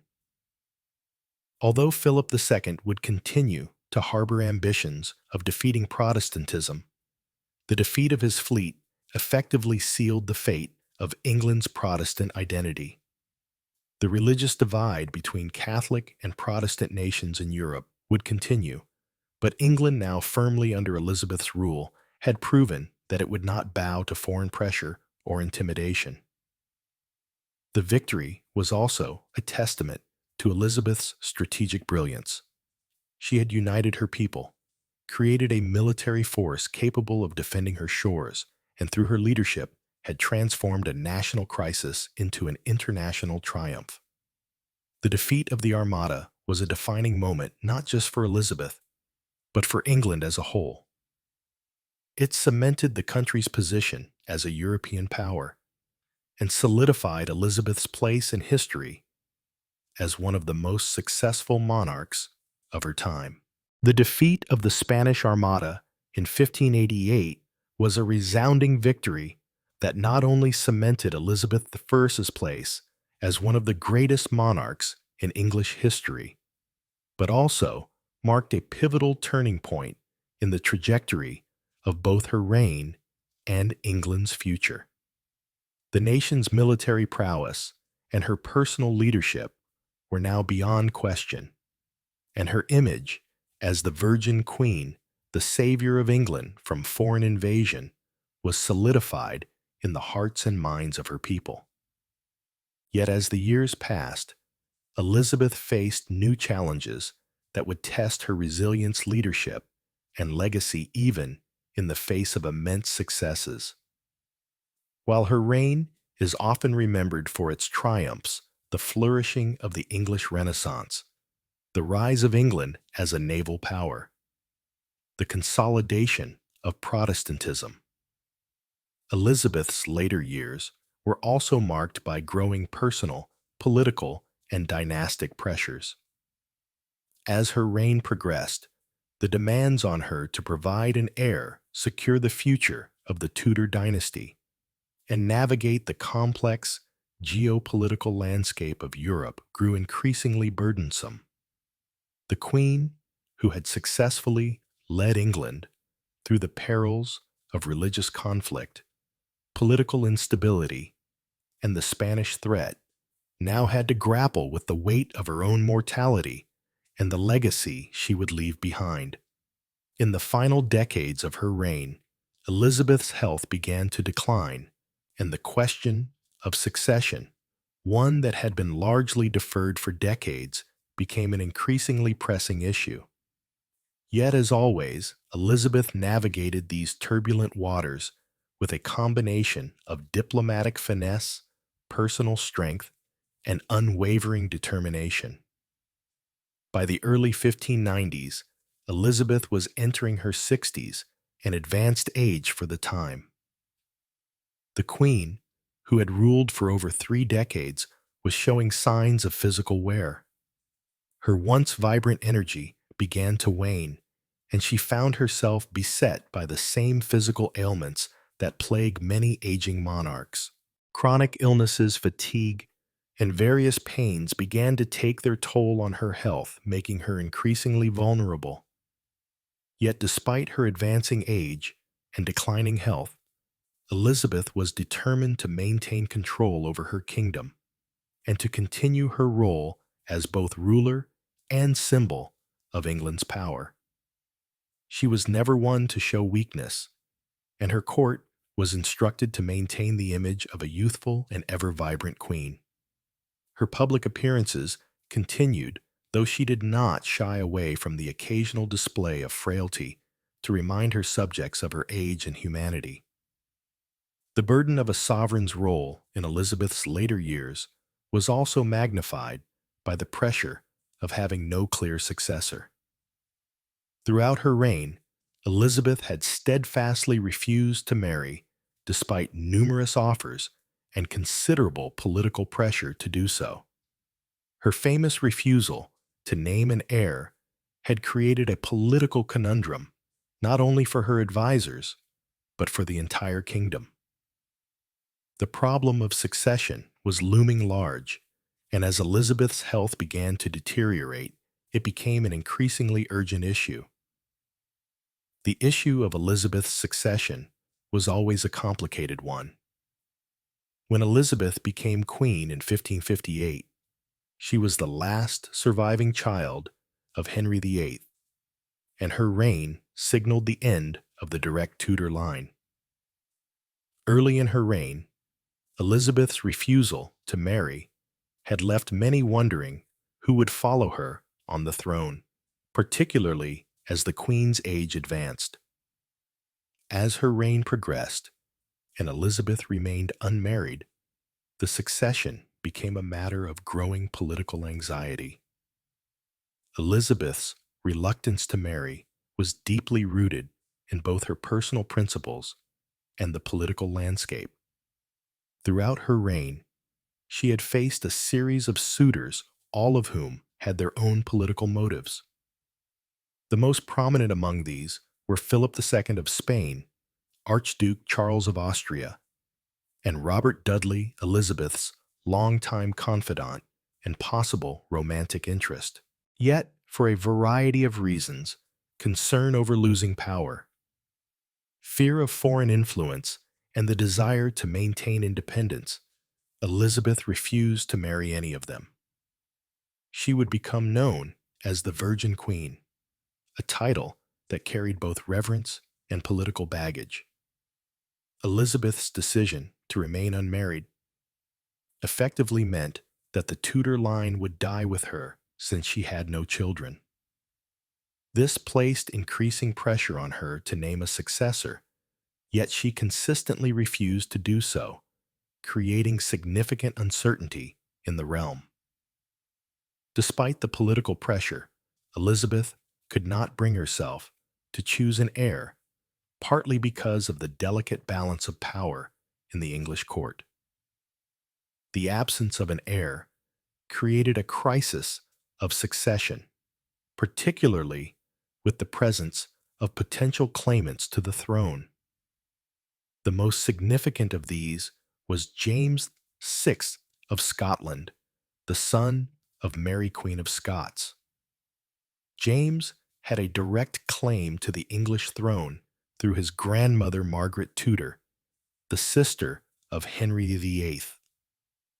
Despite Elizabeth's refusal to name him as her successor, James was a constant presence in English politics, and many believed that he would eventually take the throne. His accession was widely anticipated after Elizabeth's death, though Elizabeth herself never publicly endorsed his claim. In the final years of her reign, Elizabeth's reluctance to secure the future of the throne led to political instability. Her counselors, including Sir Robert Cecil, the son of her former spy master, Sir William Cecil, worked behind the scenes to prepare the ground for James's succession. But the lack of an official declaration from the Queen created further uncertainty. Some factions in England were still loyal to the Catholic cause and saw James as a potential ally, while others feared the return of Catholicism under his rule. The longer Elizabeth held off from naming her successor, the more intense the political maneuvering became. While Elizabeth's later years were defined by concerns over succession and personal health, they also witnessed a cultural decline that mirrored the Queen's own deteriorating state. The Elizabethan Renaissance, the flourishing of English literature, arts, and drama that had taken place under her reign, began to wane. The excitement of the 1570s and 1580s, when playwrights like Christopher Marlowe and William Shakespeare emerged, began to give way to more somber concerns as the Queen grew older and the nation's energies became more focused on survival and defense. The 1590s were marked by a series of challenges to Elizabeth's power. Despite the victory over the Spanish Armada, the threat of Spain had not dissipated, and Elizabeth's refusal to marry meant that there was no clear heir to the throne. England had also become embroiled in conflicts in Ireland, which were draining the nation's resources and morale. Elizabeth's court, once the center of artistic and intellectual innovation, was now a place where the atmosphere had turned more cautious and less inspired. One of the defining characteristics of Elizabeth's later years was the growing tension between her and the young generation of artists and writers who had flourished under her reign. While Shakespeare's plays were still celebrated, there was a growing sense that the glory days of the Renaissance were coming to an end. Elizabeth's advisors, many of whom were aging and ill themselves, found it increasingly difficult to maintain control over the political and military challenges facing the country. Despite this, Elizabeth remained a figurehead for the nation's cultural and political identity. She continued to be portrayed as a symbol of unity and strength, and even as her health faltered, she managed to retain the loyalty and respect of her subjects. Elizabeth's ability to inspire loyalty, even in her declining years, was one of the defining features of her reign. Her image as the Virgin Queen, the defender of England, and the representative of a united nation became increasingly iconic as the century drew to a close. As the years wore on, Elizabeth's health deteriorated further, and she became increasingly frail. The Queen, once vibrant and commanding, was now beset by the same ailments that come with age. Her spirit, however, remained indomitable. The final months of her life were marked by growing isolation from her courtiers and advisors. The loss of her close confidants, including her longtime advisor, William Cecil, and his son, Robert Cecil, left a vacuum of power at the heart of Elizabeth's court. On March 24th, 1603, Elizabeth, the age of 69, after a reign of 44 years. Her death marked the end of the Tudor dynasty, and the English throne passed to James VI of Scotland, who became James I of England, uniting the crowns of England and Scotland. Elizabeth's passing, while expected, was deeply mourned, and her death signaled the end of an era in English history. Her reign had been defined by dramatic achievements: the defeat of the Spanish Armada, the consolidation of Protestantism in England, the flourishing of English literature and culture, and the establishment of England as a major European power. Yet Elizabeth's later years were marred by the growing political instability surrounding the issue of succession, and her refusal to name an heir had left England in a state of uncertainty until the very end. Nonetheless, Elizabeth's legacy as a monarch who defied the expectations of her time, ruled without a husband, and preserved the independence of England remains unparalleled. Elizabeth I left behind a nation forever transformed by her reign. Her leadership had brought England through one of its most tumultuous periods marked by religious conflict, foreign threats, and the challenge of maintaining a fragile monarchy. Though she died without an heir, her reign secured England's future as a major power in Europe, setting the stage for the later expansion of the British Empire. Elizabeth's legacy as a monarch, intelligent, determined, and unyielding in her commitment to her kingdom, endures today. She was a queen who rose to the occasion when faced with the greatest challenges, who preserved her nation's independence, and who left an indelible mark on both English history and the world. Her reign, filled with both triumphs and struggles, proved that a woman could rule with the same authority, strength, and wisdom as any king. Though Elizabeth's reign eventually gave way to the Stuart dynasty, her influence continued to be felt for centuries. She inspired countless generations, not only in England, but across the world, proving that leadership, wisdom, and courage know no gender. Elizabeth I remains one of history's greatest monarchs, a ruler whose legacy still resonates today. The death of Elizabeth I on March 24, 1603, marked not only the end of the Tudor dynasty, but also the beginning of a new chapter in England's history, the reign of the Stuarts. Elizabeth's passing, however, left behind a nation that was both enriched and challenged by her legacy. While Elizabeth had ruled for 44 years with remarkable strength, shrewdness, and resilience, her death ushered in a period of uncertainty. The absence of a direct heir, combined with the political shifts that accompanied the rise of the Stuart monarchy, would change the course of English history forever. Elizabeth had never named a successor, a decision that had placed the future of the English throne in question for decades. But upon her death, the crown passed to James VI of Scotland, her closest relative, through her grandmother, Margaret Tudor, the sister of Henry VIII. While the transition to the Stuart dynasty was smooth in the formal sense, it carried with it significant consequences for both England and Scotland. The union of the two crowns, known as the Union of the Crowns, did not immediately result in the political unity of the two nations. The coronation of James I marked the beginning of a new era for England, one that would be defined by both the continuation and the challenges of Elizabeth's legacy.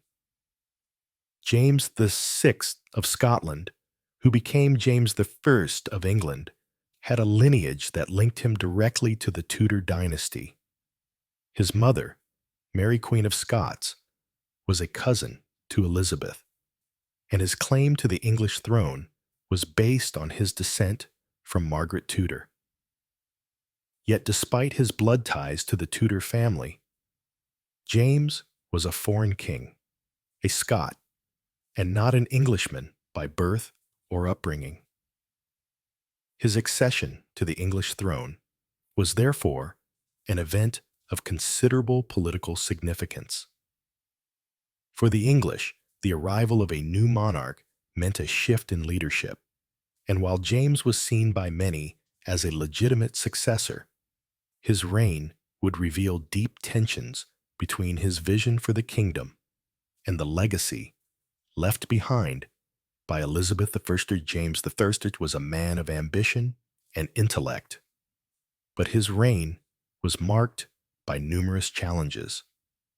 He ascended the throne at a time when England was enjoying relative peace and prosperity under Elizabeth, yet his political outlook was vastly different from hers.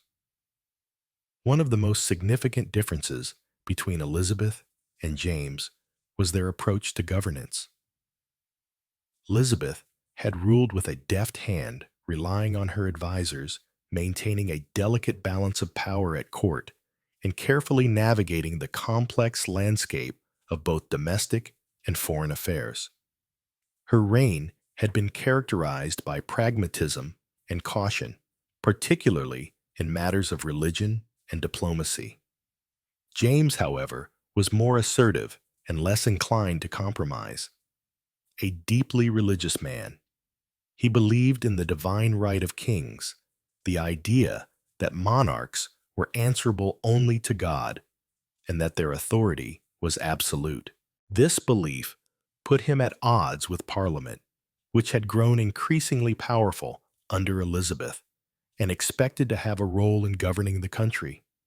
James's attempts to exert royal prerogative, especially in matters of taxation and foreign policy, led to tensions between the monarchy and Parliament, laying the groundwork for the political conflicts that would define the Stuart period. When James ascended the throne, the crowns of England and Scotland were united, but the two kingdoms remained politically separate. England and Scotland had distinct legal systems, political structures, and religious affiliations, and the union of the crowns did not immediately result in the full integration of the two nations. In fact, many English people were wary of being ruled by a Scottish king, and James's rule was perceived by some as an imposition. The Scots, for their part, were eager to gain influence in England, but they were also aware of the long-standing political and cultural differences between the two nations. One of James's first major challenges was to solidify his authority in England.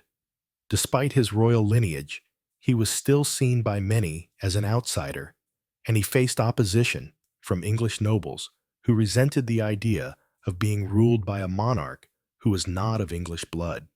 Additionally, James's reliance on Scottish advisors in the early years of his reign did little to endear him to the English court.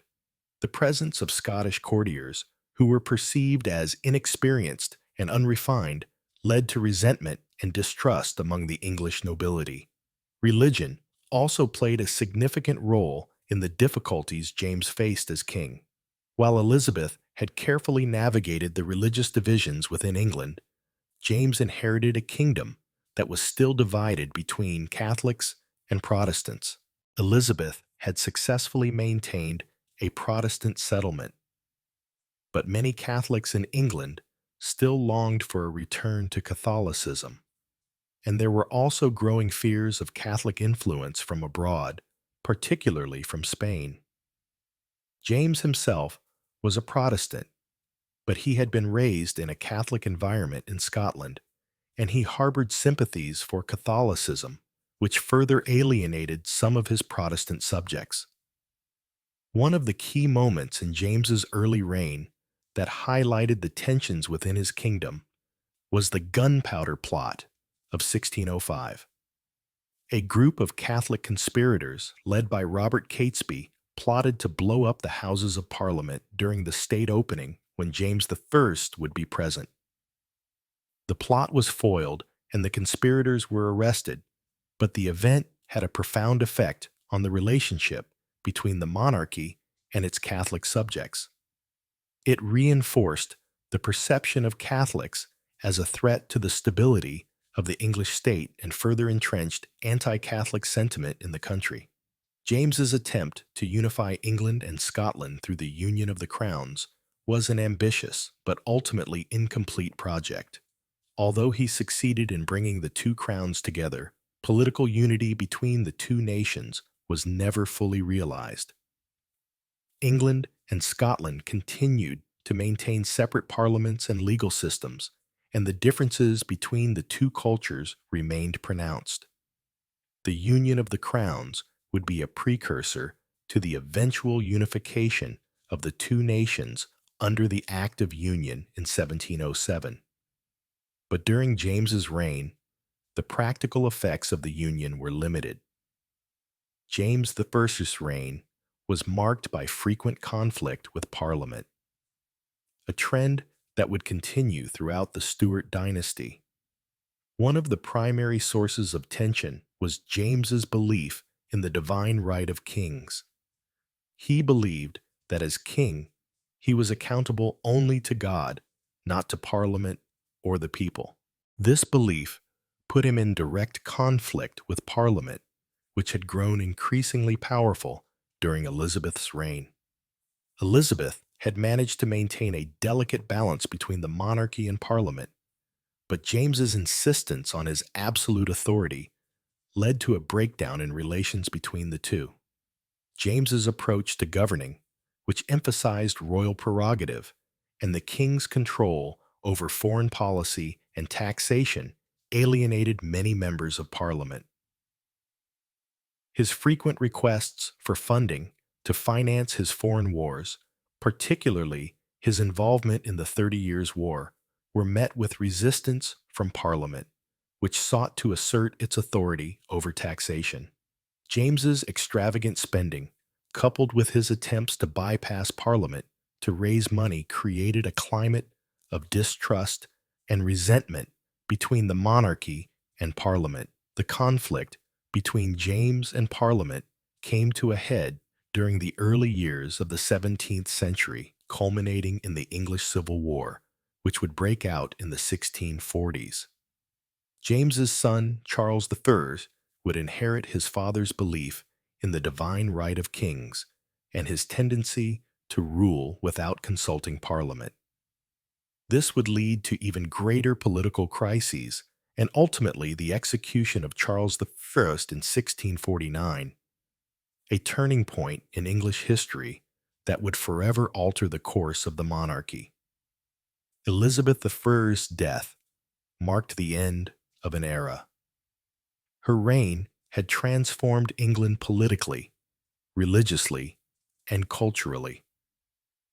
Under her leadership, England had emerged as a global power, a major naval force, and a center of Protestantism.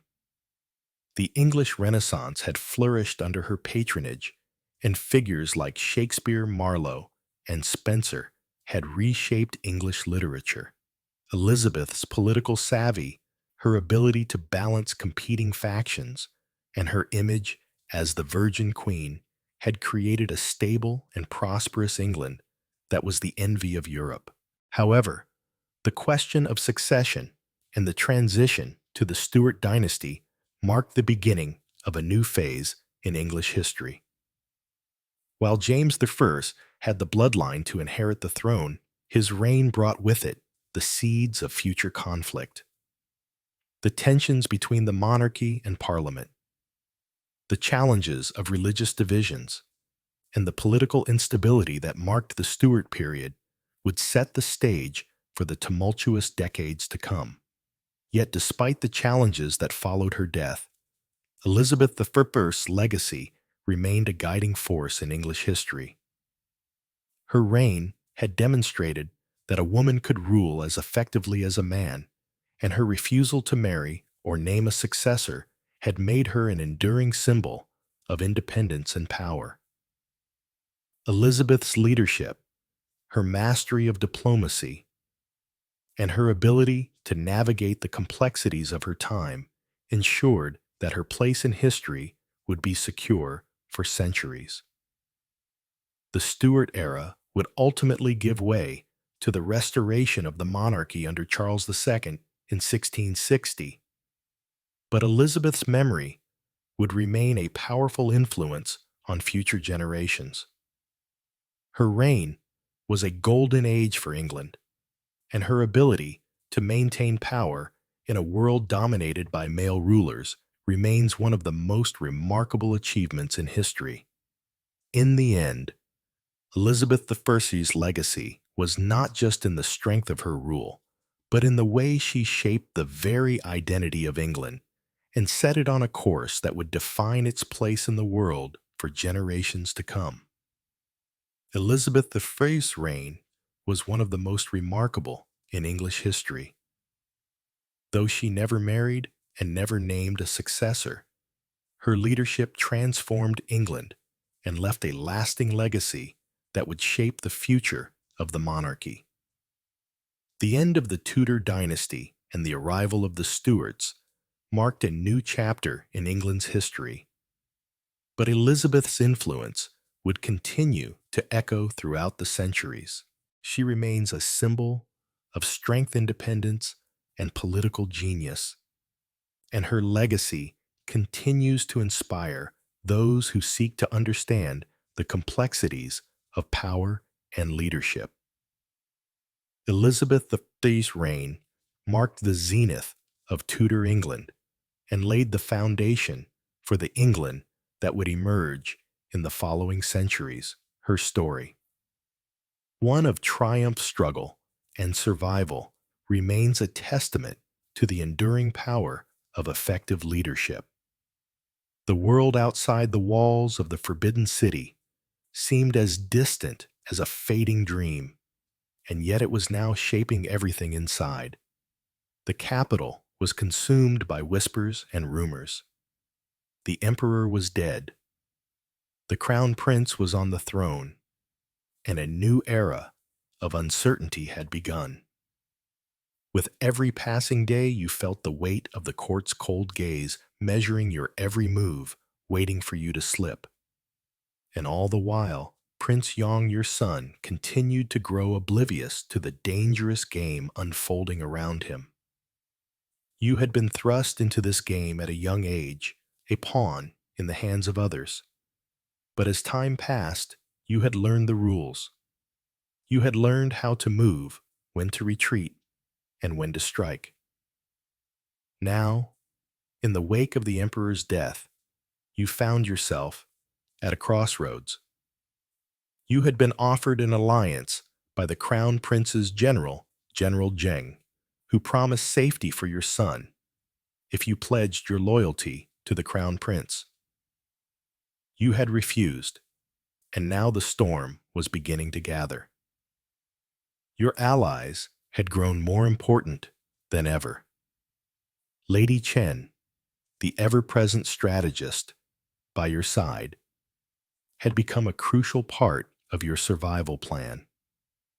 Together, you had plotted every move, anticipating the possible reactions of those who would stand against you.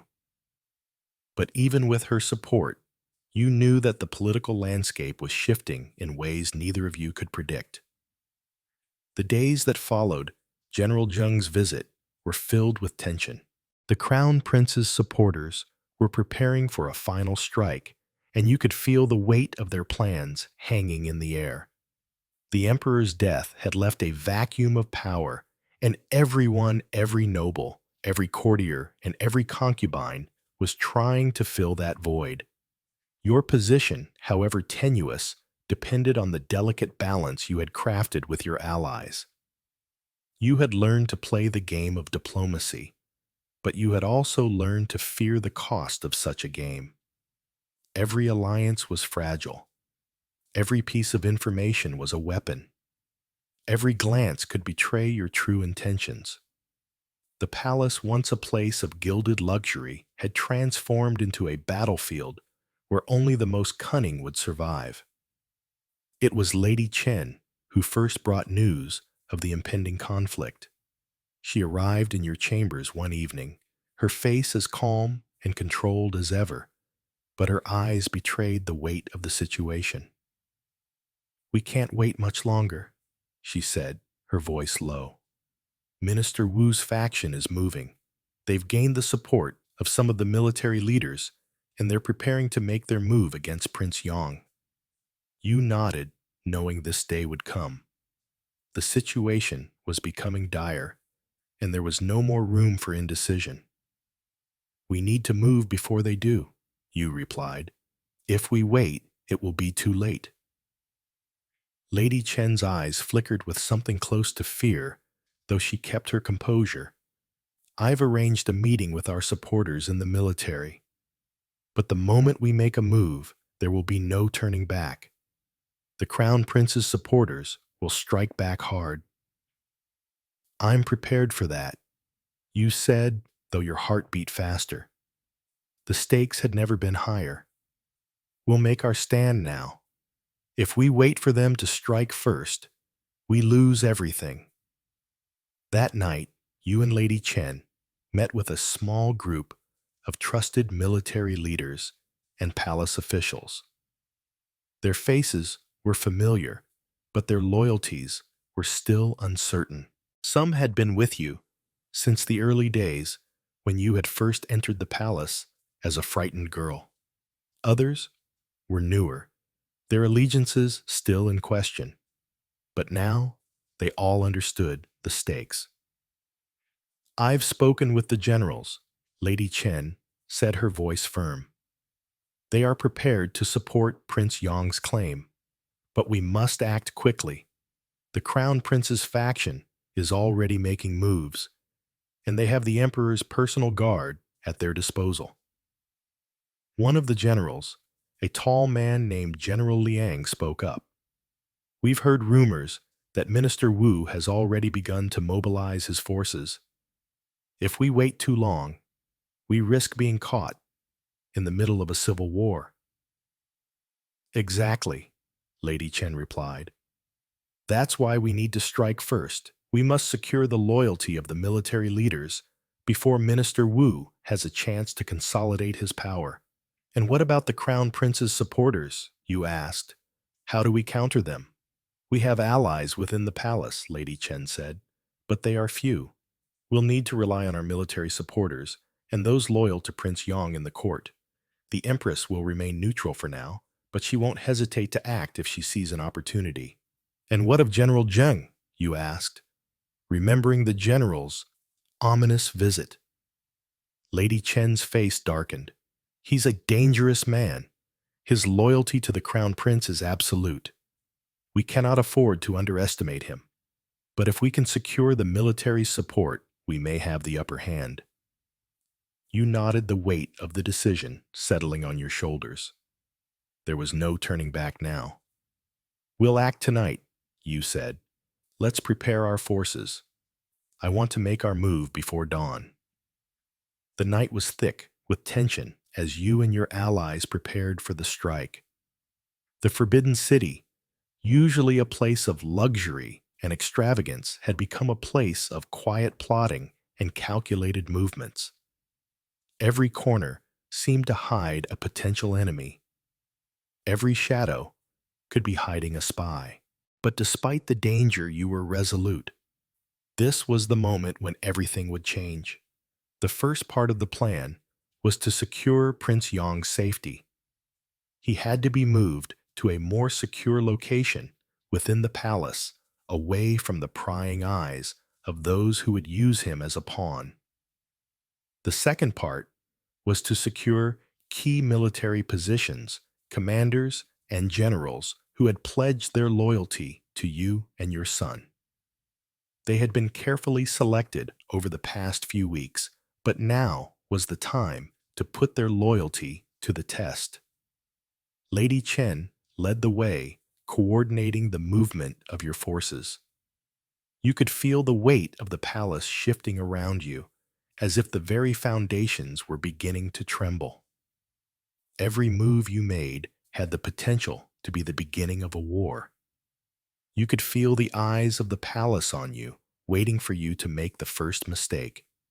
As the night deepened, you and your allies made your move.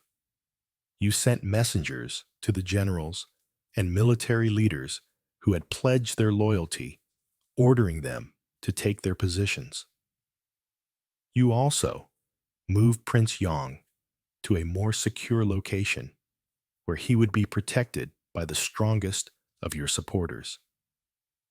The strike began just as the first light of dawn broke through the windows. The palace guards were unprepared, and the confusion allowed your forces to take control of key positions within the Forbidden City. It wasn't a full-scale battle yet, but it was enough to send a clear message. You were no longer just a concubine. You were a force to be reckoned with. But even as your forces gained ground, the first signs of betrayal began to appear. The Crown Prince's supporters were quick to retaliate, and the palace began to stir with the sounds of conflict. The tension that had been building for days finally erupted, and the Forbidden City was plunged into chaos. The first casualty was General Liang, a man you had trusted. He had been one of your closest military allies, but it turned out that his loyalty was weaker than you had thought. He had betrayed your position to General Zheng, and in the midst of the chaos he was killed. His death was a blow, not just to your forces, but to your confidence. It was a reminder of how fragile alliances were in this place, and how easily trust could be shattered. The battle for the palace raged on through the day, each side gaining and losing ground in turn. But it was clear that your supporters were beginning to win the upper hand.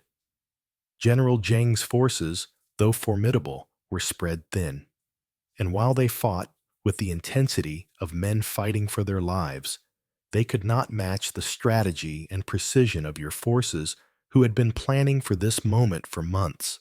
As the day wore on, you found yourself standing in the midst of the courtyard, watching the chaos unfold before you. It was a strange thing to witness this fight for survival, this fight for power. You had come a long way from the frightened girl who had first entered the palace. But even now, as you stood on the precipice of victory, you couldn't shake the feeling that the battle was far from over. The battle reached its climax as the sun began to set. You had taken control of the palace's central courtyards, and the Crown Prince's supporters were retreating to their last strongholds. General Zheng had disappeared, his whereabouts unknown.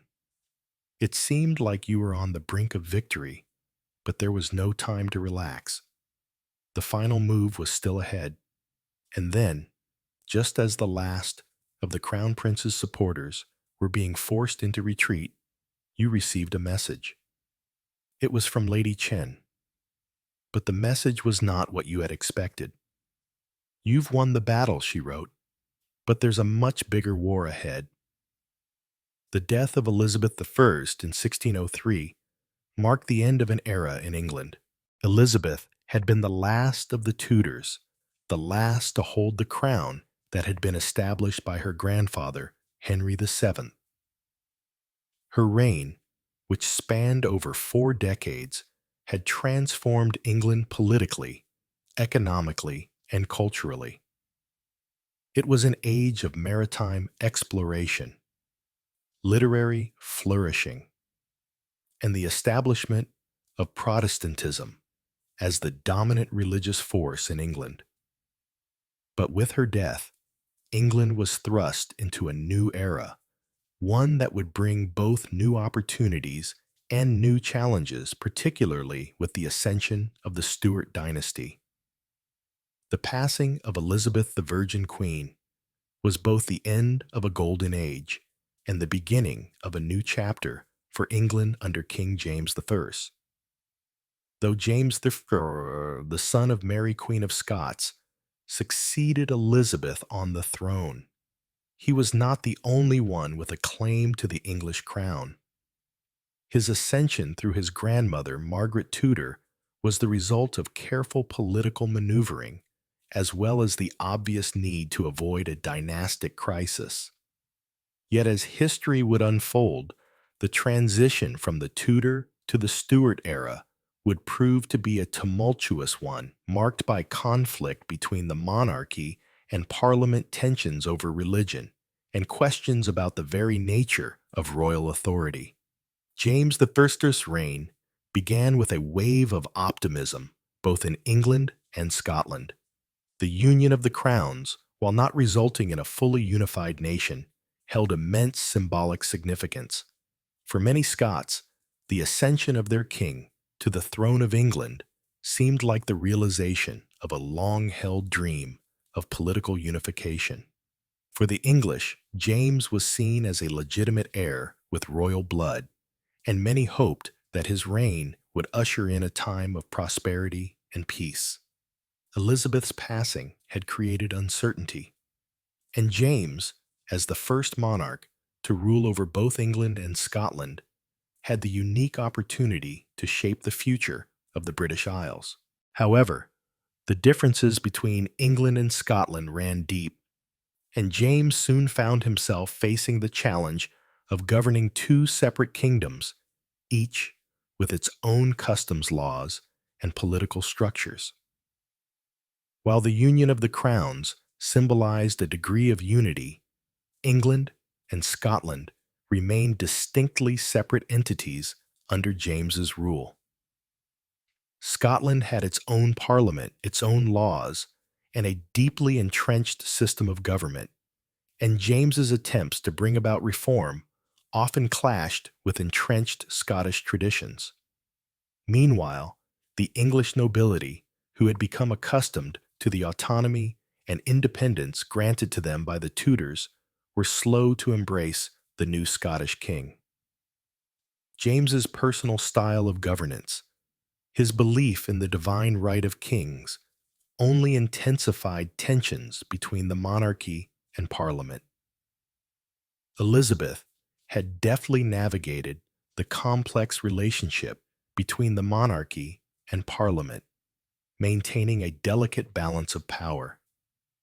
She had shown a keen ability to work with Parliament when necessary, carefully managing her relationships with the nobility, the gentry, and the rising merchant class. By contrast, James, who had been raised as a king in Scotland and had not had the same experience with English parliamentary traditions, was quick to assert his royal prerogative. He believed that as king, his authority came directly from God, and he was therefore answerable only to God, not to Parliament or the people. This view alienated many in the English political establishment who had come to expect more cooperation with the monarch. James's struggles with Parliament came to a head early in his reign. One of his most controversial actions was his attempt to bypass Parliament to secure funding for his various wars, particularly the conflict with Spain. He wanted to assert royal control over foreign policy and military affairs without having to consult Parliament. But this did not sit well with the English lawmakers, who had come to see Parliament as the key institution in determining the kingdom's direction. The breakdown in relations between James and Parliament would set the stage for the conflicts that would define the Stuart period, particularly under his son, Charles I. Religion played an integral role in the politics of early Stuart England, and James I's reign was no exception. The religious tensions that had defined the Tudor period did not simply disappear with Elizabeth's death. Under the Tudors, England had undergone a massive religious transformation from the break with Rome under Henry VIII to the Protestant reforms under Edward VI and the Catholic reaction under Mary Stuart. Elizabeth had skillfully navigated the religious landscape, establishing the Church of England as the established Protestant church while keeping Catholicism in check. However, Elizabeth's settlement had not erased religious tensions, and James inherited a divided religious landscape. James I, while raised as a Protestant, had been raised in the deeply Catholic court of his mother, Mary, Queen of Scots. This experience led James to develop a more tolerant view of religion than Elizabeth. But his attempts to reconcile Catholics and Protestants in England were unsuccessful. Protestant hardliners saw James as too lenient toward Catholicism, while Catholics hoped that James might restore Catholicism to England. James's response was to try to create a religious middle ground, what would become known as the King's Book. He also authorized the King James Version of the Bible, one of the most enduring legacies of his reign, which helped to solidify the Protestant identity of England.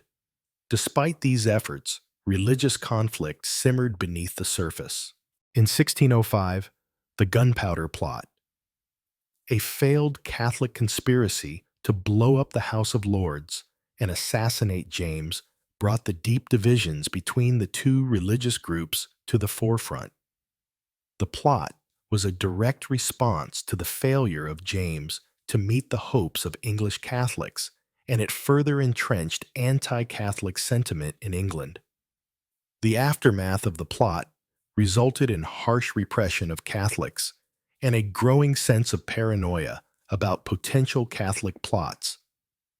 The failed Gunpowder Plot only deepened the rift between the monarchy and the more radical Protestant factions in England, particularly the Puritans, who were seeking a more thoroughgoing reform of the Church of England.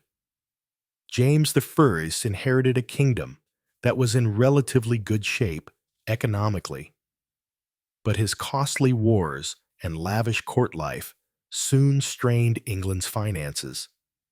He embarked on foreign policies that sought to assert England's power in Europe, including supporting the Protestant cause in the 30 Years' War. However, these wars, combined with James's extravagance at court, led to significant financial difficulties. Unlike Elizabeth, who had been skilled at keeping the kingdom's finances stable, James struggled to manage the royal treasury, leading to a series of financial crises. To finance his wars, James resorted to increasing taxes, and he sought to collect money without the approval of Parliament. This brought him into direct conflict with lawmakers who had become accustomed to having a say in matters of taxation. James's frequent demands for funds without Parliament's approval only increased tensions between the monarchy and Parliament. The economic strain, combined with the breakdown in relations between the Crown and Parliament, set the stage for the political conflicts that would ultimately lead to the English Civil War. James I's son, Charles I, inherited a kingdom fraught with the tensions of his father's reign. While James had faced opposition from Parliament, Charles's reign would see the full-blown crisis that would lead to the English Civil War. Charles, like his father, believed in the divine right of kings and rejected the notion that Parliament had any legitimate authority over royal matters. Charles's refusal to call Parliament for long periods of time and his attempts to raise money without its consent created widespread anger. When he finally called Parliament in 1640 to raise funds for war with Scotland, the conflict between king and Parliament escalated into outright rebellion. Charles's attempts to impose taxes and raise funds without Parliament's approval, his conflicts with religious groups, and his rejection of parliamentary sovereignty led to the outbreak of the Civil War in 1642. The war pitted the monarchy with its supporters among the nobility and royalists against the parliamentarians, who were composed of a mix of Puritans, gentry, and supporters of a more democratic form of government. The war, which lasted until 1651, ended with the execution of Charles I and the temporary abolition of the monarchy. England would be briefly governed as a republic under Oliver Cromwell, marking one of the most dramatic moments in English history. Although the monarchy was restored in 1660, with the ascension of Charles II, the political and religious conflicts that began under James I and intensified under Charles I continued to reverberate through English history. Elizabeth I's reign had in many ways set the stage for the monarchy's survival through times of crisis. She had preserved Protestantism, united her people against foreign threats, and created a stable political system. Yet her refusal to name a successor and her decision to leave the crown to the first available relative, James VI of Scotland, would ultimately lead to the turmoil of the Stuart period. Elizabeth's reign had been characterized by her ability to balance power, maintain religious stability, and secure England's place in the world. However, the Stuart period, beginning with James I, would be marked by royal absolutism, religious conflicts, and tensions between the monarchy and Parliament that would lead to the tumultuous events of the English Civil War and beyond. Despite the eventual challenges posed by the Stuarts, Elizabeth's legacy endured. Her ability to rule without a husband, her deft handling of foreign policy, and her preservation of Protestant England remained the foundation of the monarchy that survived through the crises of the 17th century. Even as the political landscape shifted, Elizabeth's influence as a monarch, a symbol of national identity, and a leader of unparalleled strength and intellect, continued to shape England's future. Elizabeth I's reign was transformative.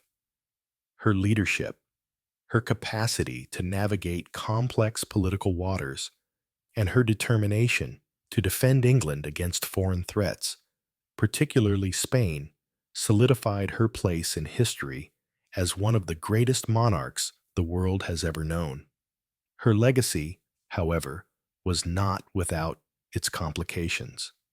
The transition to the Stuart dynasty under James I marked a period of struggle and conflict that would shape England's future for centuries to come. The tensions between the monarchy and Parliament, the rise of religious conflict, and the economic strains faced by the Stuart kings were all consequences of the complex political foundation laid during Elizabeth's reign. Yet in the end, Elizabeth's legacy as a ruler, a stateswoman, and a symbol of English resilience remained strong. The nation she built would survive the turmoil of the Stuart period, emerging in the 18th century as a global power. Her reign had set the stage for the growth of the British Empire, the flourishing of English literature and culture, and the eventual establishment of a more balanced relationship between the monarchy and Parliament. Elizabeth I's influence, even as the monarchy changed hands and political upheaval marked the 17th century, continued to resonate through English history, ensuring that her story would never be forgotten. The monarchy's restoration under Charles II in 1660 marked the end of the tumultuous period of the English Civil War, and the interregnum, when England was ruled as a republic under Oliver Cromwell. However, the restoration was not merely a return to monarchy. It was the rebirth of an institution that had been severely tested and fundamentally altered by the events of the preceding decades. The monarchy in England as a whole was deeply shaped by the legacies of both the Tudors and the early Stuarts. And though Elizabeth I was long gone by the time of the Restoration, the echoes of her reign reverberated throughout the Restoration era and beyond. Her legacy influenced both the political culture and the monarchs who succeeded her, from the transformation of the monarchy under the Stuart dynasty to the evolution of parliamentary power and the rise of England as a global empire. The Restoration did not merely revive the monarchy as it had been before the upheaval of the 17th century. It marked a new chapter that combined elements of the old with the lessons learned from the civil conflict. Charles II was tasked with re-establishing royal authority in a kingdom that had been divided by civil war. But in doing so, he was inevitably shaped by the monumental shifts in the balance of power between monarch and parliament that had come into sharper focus during the years of conflict. Elizabeth I's reign, with its pragmatic approach to governance, diplomacy, and religion, served as an invaluable model for Charles II, who would navigate similar challenges, albeit with a different set of political realities. The Restoration monarchy under Charles II was deeply influenced by the experiences of Elizabeth's reign. Elizabeth's ability to balance the various factions within her court, navigate the religious divide, and maintain England's independence from foreign powers, particularly Spain, set the stage for future monarchs to grapple with similar issues.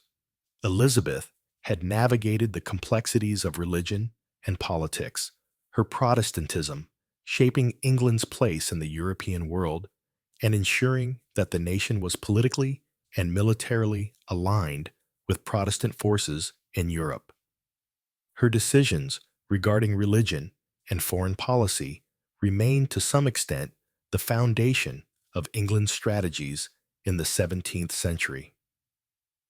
The political stability Elizabeth had achieved through skillful diplomacy and a firm sense of royal prerogative was a model for Charles II, who had to deal with the aftermath of the chaos caused by the Civil War.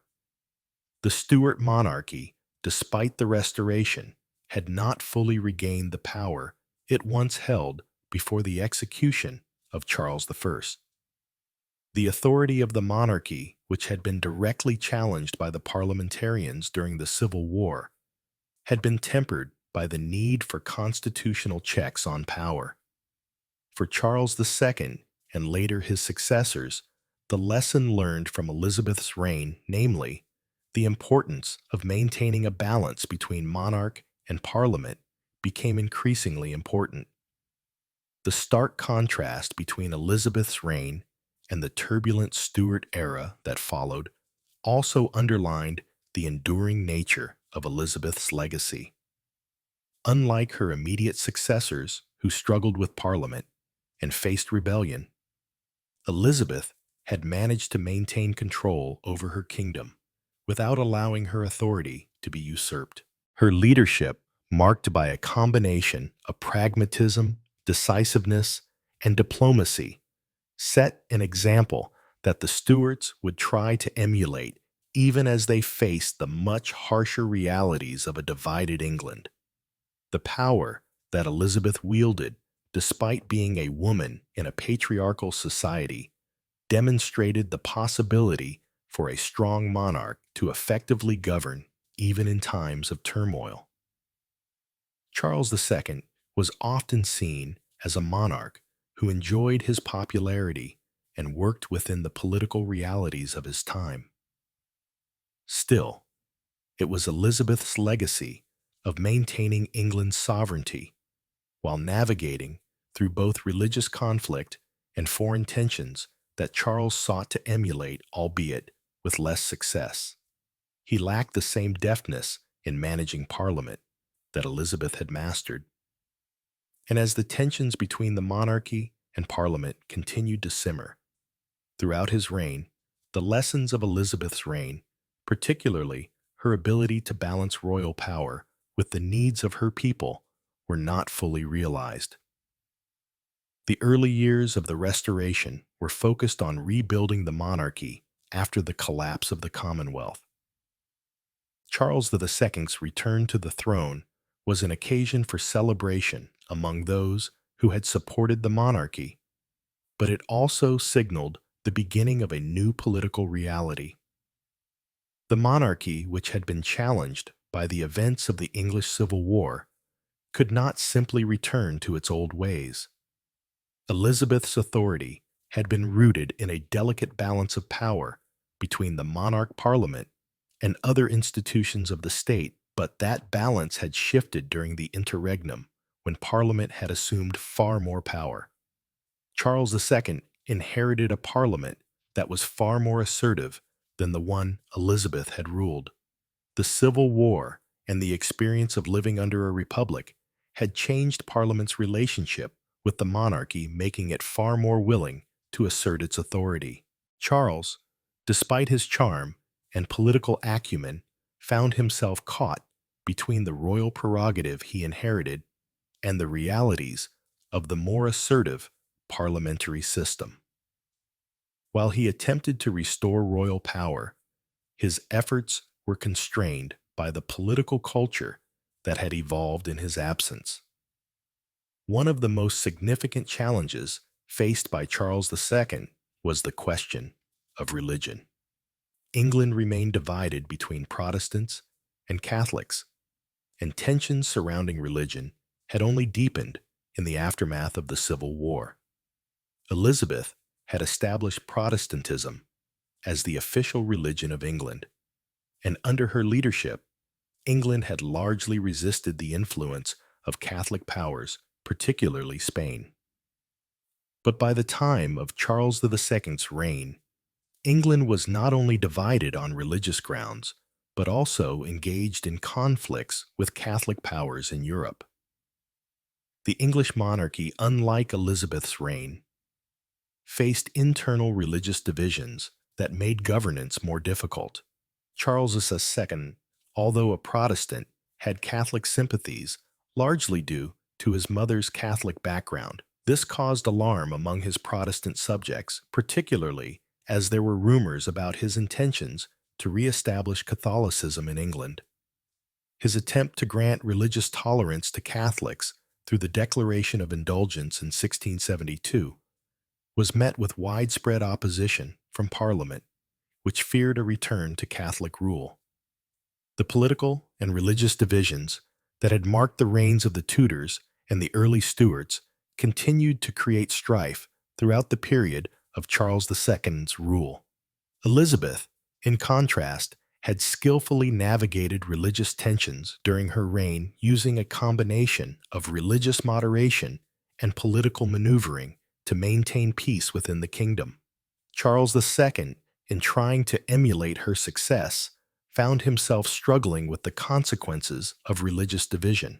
The enduring legacy of Elizabeth I can also be seen in the gradual evolution of parliamentary power during the Stuart period. Elizabeth had understood the importance of working with Parliament, even if it was to preserve her royal prerogative. She was able to maintain the monarchy's power while also recognizing the political significance of Parliament as a legitimate body. She knew when to compromise and when to assert royal authority, ensuring that her policies were supported without undermining the fundamental structure of English government. Elizabeth knew how to balance her personal authority with the demands of a changing political landscape. Under the Stuart monarchs, however, this balance between monarchy and Parliament would deteriorate. Charles I's refusal to cooperate with Parliament and his attempts to rule without its consent directly contributed to the conflict that would eventually lead to his downfall and the English Civil War. The execution of Charles I in 1649 and the subsequent establishment of the Commonwealth under Oliver Cromwell marked the culmination of the struggle between monarchy and Parliament. Elizabeth had managed to preserve the monarchy through a system of diplomatic compromise and by exercising her royal prerogative with restraint. In contrast, her Stuart successors, particularly Charles I, would learn the hard way that the monarchy could no longer hold unchecked power without suffering serious consequences. Even after the monarchy was restored under Charles II, the power of Parliament continued to increase. While Charles II enjoyed a more peaceful and prosperous reign, the relationship between the Crown and Parliament was irrevocably altered. The Glorious Revolution of 1688 which saw the overthrow of James II and the ascension of William III and Mary II, marked the final triumph of parliamentary sovereignty over the monarchy. This period of constitutional change can be traced back to the groundwork laid by Elizabeth's careful management of royal power and her recognition of the importance of parliamentary support. The Restoration period, while bringing about the reestablishment of the monarchy, also marked the beginning of a gradual shift toward a constitutional monarchy, a form of government in which the power of the monarch was increasingly limited by parliament and law. The events of the Glorious Revolution in 1688, as well as the subsequent Bill of Rights in 1689, were direct results of the long-term effects of the Stuart monarchy's clash with Parliament, which had roots in the earlier tensions of the Tudor period. While the political and religious landscape of England was changing under the Stuarts, Elizabeth I's influence also continued to resonate in the cultural and intellectual sphere. The Elizabethan era had been a time of extraordinary cultural achievement, with the English Renaissance flourishing under Elizabeth's patronage. This period saw the rise of figures like William Shakespeare, Christopher Marlowe, and Edmund Spenser, whose works would become staples of English literature. Elizabeth's court had been a vibrant center of artistic and literary activity, and she had fostered an environment in which the arts could thrive. The Restoration, in contrast, ushered in a new cultural era. The period saw the birth of Restoration drama, with playwrights like John Dryden and William Congreve bringing new styles of comedy and satire to the stage. The theater, which had been temporarily suppressed during the Puritan Commonwealth under Cromwell, experienced a resurgence during the reign of Charles II. The plays of the Restoration reflected a more libertine and secular outlook, a stark contrast to the more pious and politically charged literature of the Elizabethan era. Nevertheless, Elizabeth's influence lingered in the works of Restoration writers who admired the cultural and artistic achievements of her reign. The Elizabethan ideals of patriotism, national identity, and the power of the monarchy were still present in the works of these later writers, even as they explored more complex and sometimes subversive themes. Shakespeare's plays, for example, remained central to the English stage during the Restoration, and his influence would continue to shape English drama for centuries to come. The contrast between the Elizabethan Golden Age and the more hedonistic and politically complex world of the Restoration highlights how much Elizabeth's reign had set the tone for the cultural identity of the English nation. The transition from the Tudor to the Stuart monarchy was not an easy one, and the restoration of Charles II marked the beginning of a new political and cultural chapter for England. Yet despite the challenges of the Stuart period, Elizabeth I's legacy continued to exert a profound influence on the monarchy, the nation, and the culture of England. Elizabeth's political acumen, her understanding of the delicate balance between monarchy and parliament, and her ability to navigate the religious and diplomatic challenges of her time served as a model for those who followed in her footsteps. Though the political landscape of England would continue to evolve, Elizabeth's reign had established a foundation for the monarchy that would endure through the Restoration and beyond. Her vision of an independent and sovereign England, her promotion of Protestantism, and her ability to maintain political stability through diplomacy and compromise all remained key elements of English identity, even as the monarchy and parliament began to wrestle for control. Elizabeth's enduring legacy was not simply that of a monarch who had managed to rule for decades in a male-dominated world, but also one who had shaped the very foundations of the English state. The monarchs, who followed from Charles II to William and Mary, inherited both the triumphs and challenges of her reign, even as England navigated the complexities of constitutional change. Elizabeth's influence remained ensuring that her reign continued to resonate through the centuries. With the restoration of the monarchy in 1660 and the ascension of Charles II, England entered a new era that saw the monarchy re-established after the turmoil of the English Civil War and the Commonwealth period. However, the political, religious, and cultural dynamics of the Stuart period ensured that the country would evolve in ways that no one could predict, especially as the legacies of Elizabeth I's reign continued to resonate throughout the 17th century. The political environment created by Elizabeth, with her careful diplomacy and balancing act between the crown and parliament, was far from gone, and as the Stuart dynasty wrestled with the challenges of the times, it became clear that Elizabeth's legacy would both guide and constrain the decisions made by the monarchs that followed. Charles II's restoration marked the beginning of a series of events that would fundamentally reshape England's political landscape. While the monarchy was re-established, the questions of the monarchy's role in governance, its relationship with Parliament, and its approach to religion and foreign policy were now far more complicated than in the time of Elizabeth I. The days of absolute monarchy were fading, and England's political structure was becoming ever more intertwined with the emerging notion of parliamentary sovereignty. Over the course of the Stuart reigns, England would transition from a nation that was still rooted in the medieval ideas of divine right and royal prerogative to one where constitutional constraints on royal power would be firmly established.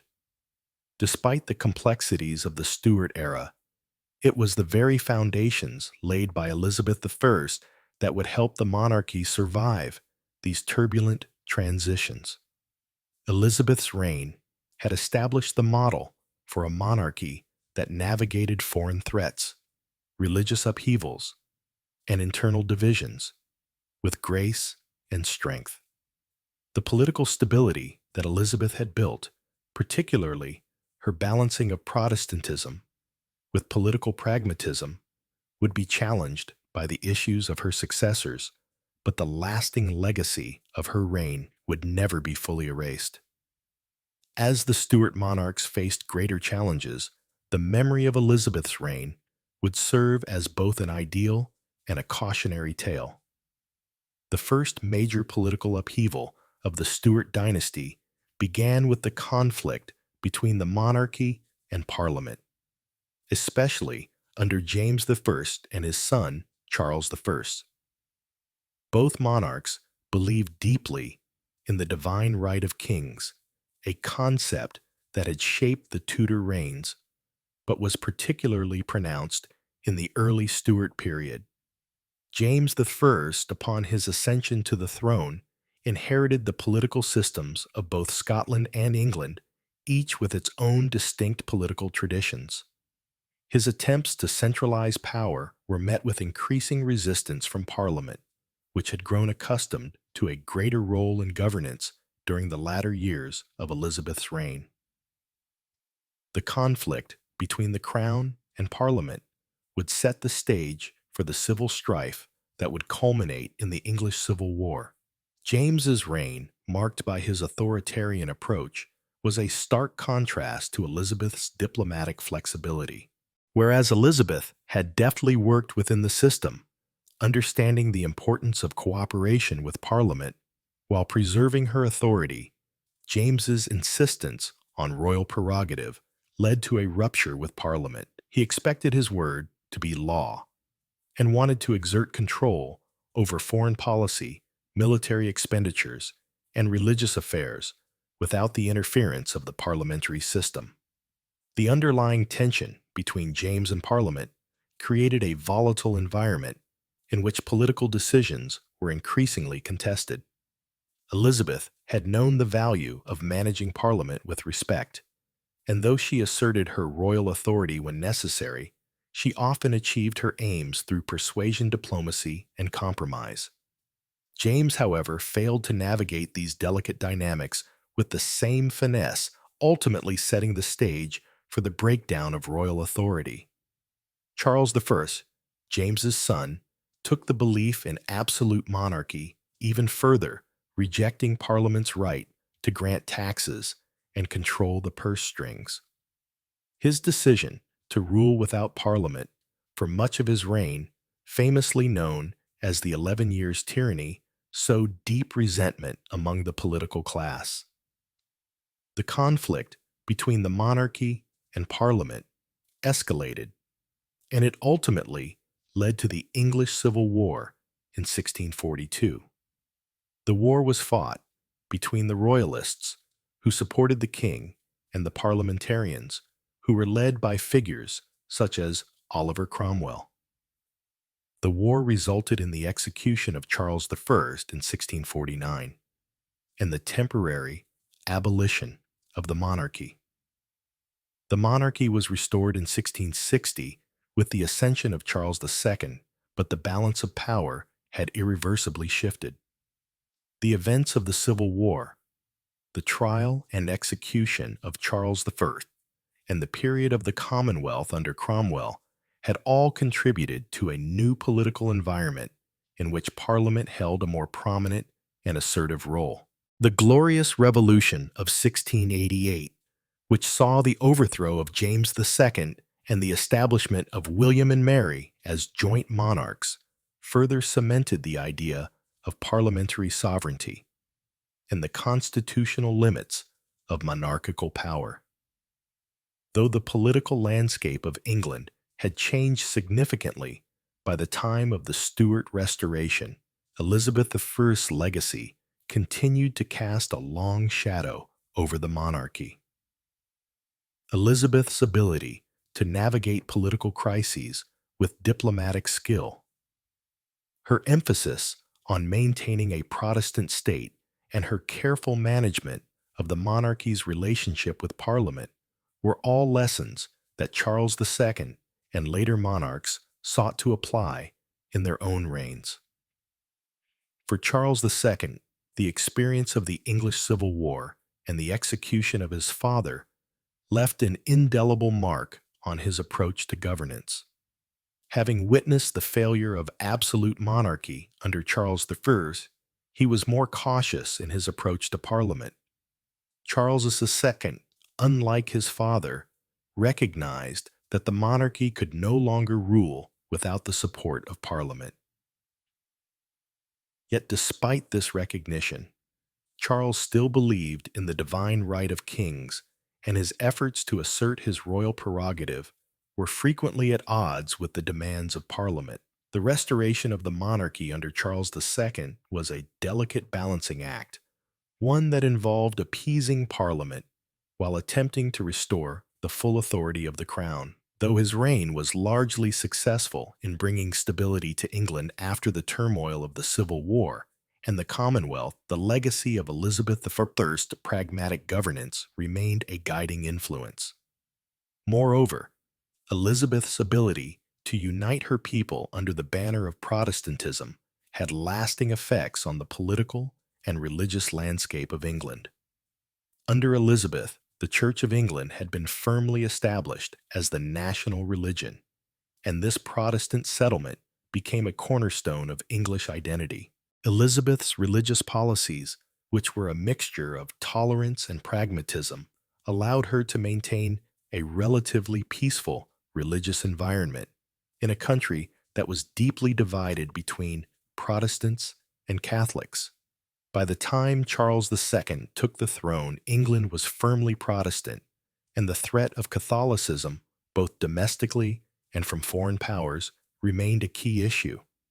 Charles II, despite his personal Catholic sympathies, had to navigate the complex terrain of religious politics carefully. The fear of a return to Catholic rule, especially after the reign of his Catholic father, made Charles's attempts at religious tolerance a point of contention. The infamous Test Act of 1673, which required all public officials to swear an oath of allegiance to the Church of England, was a direct result of the Protestant fear of a Catholic resurgence. The religious tensions of the Restoration period, while less intense than during the reign of Elizabeth, still bore the imprint of the policies and decisions made during her time. Elizabeth's firm stand on Protestantism, while not free from controversy, had set the stage for a Protestant England that would persist through the Stuart era and beyond. The restoration of the monarchy was also marked by the growing importance of Parliament. While Charles II enjoyed a more stable reign compared to his father, the relationship between the Crown and Parliament was far from smooth. The political battles between the monarchy and Parliament during the 17th century had lasting consequences, leading to the eventual rise of parliamentary sovereignty. By the time of the Glorious Revolution in 1688, Parliament had become the dominant force in English politics, and the monarchy's power had been permanently curtailed. The Glorious Revolution, which resulted in the overthrow of James II and the ascension of William of Orange and Mary II, marked the final step in the establishment of constitutional monarchy in England.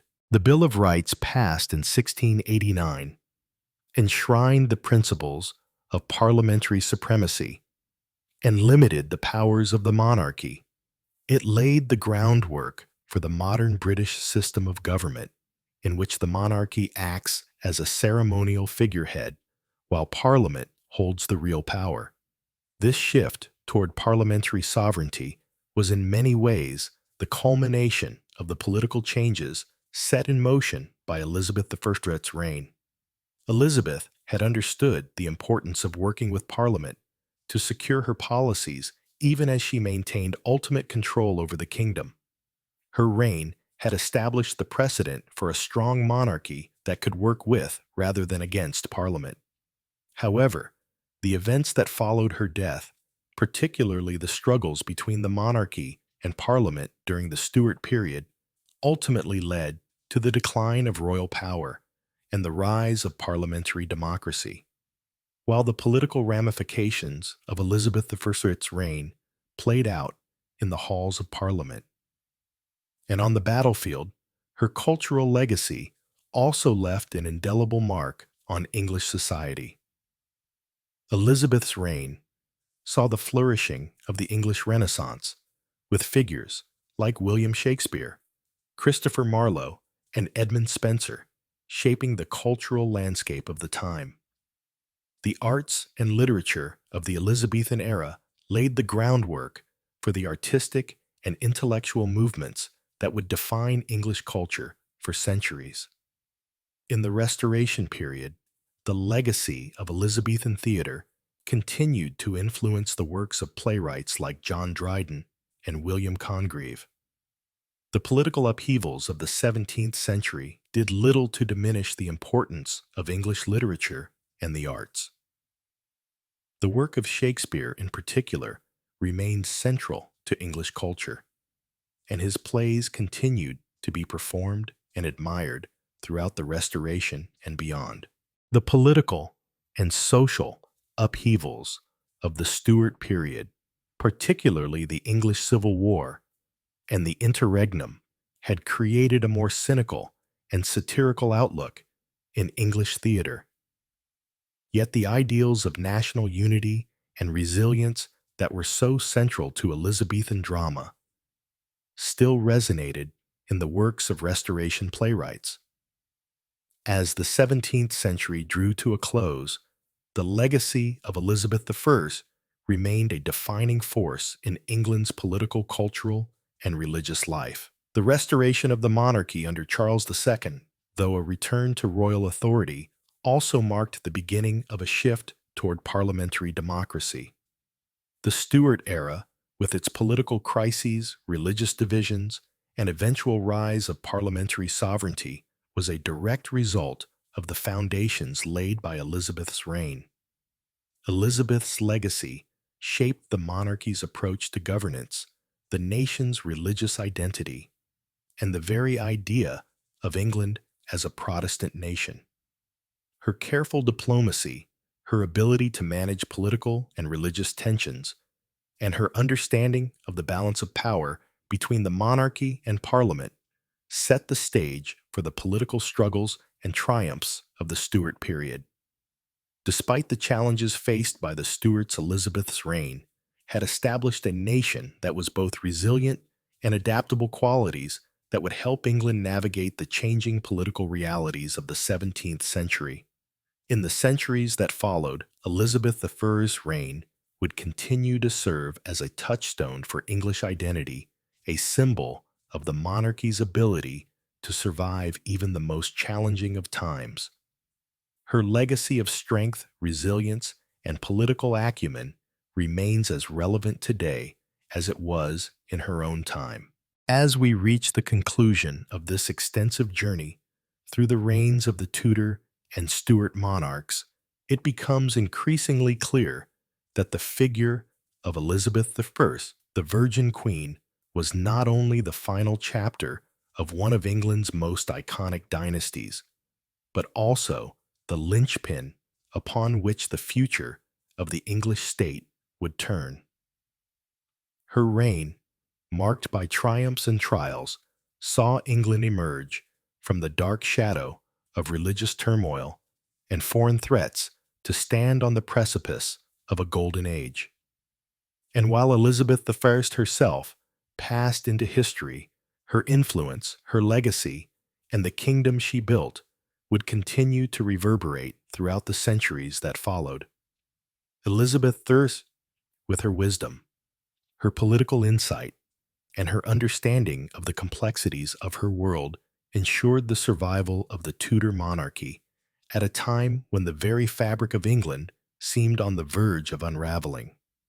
From the uncertainties of her birth as the daughter of Henry VIII and Anne Boleyn to the consolidation of power after the death of her sister Mary, Elizabeth's reign was forged in adversity.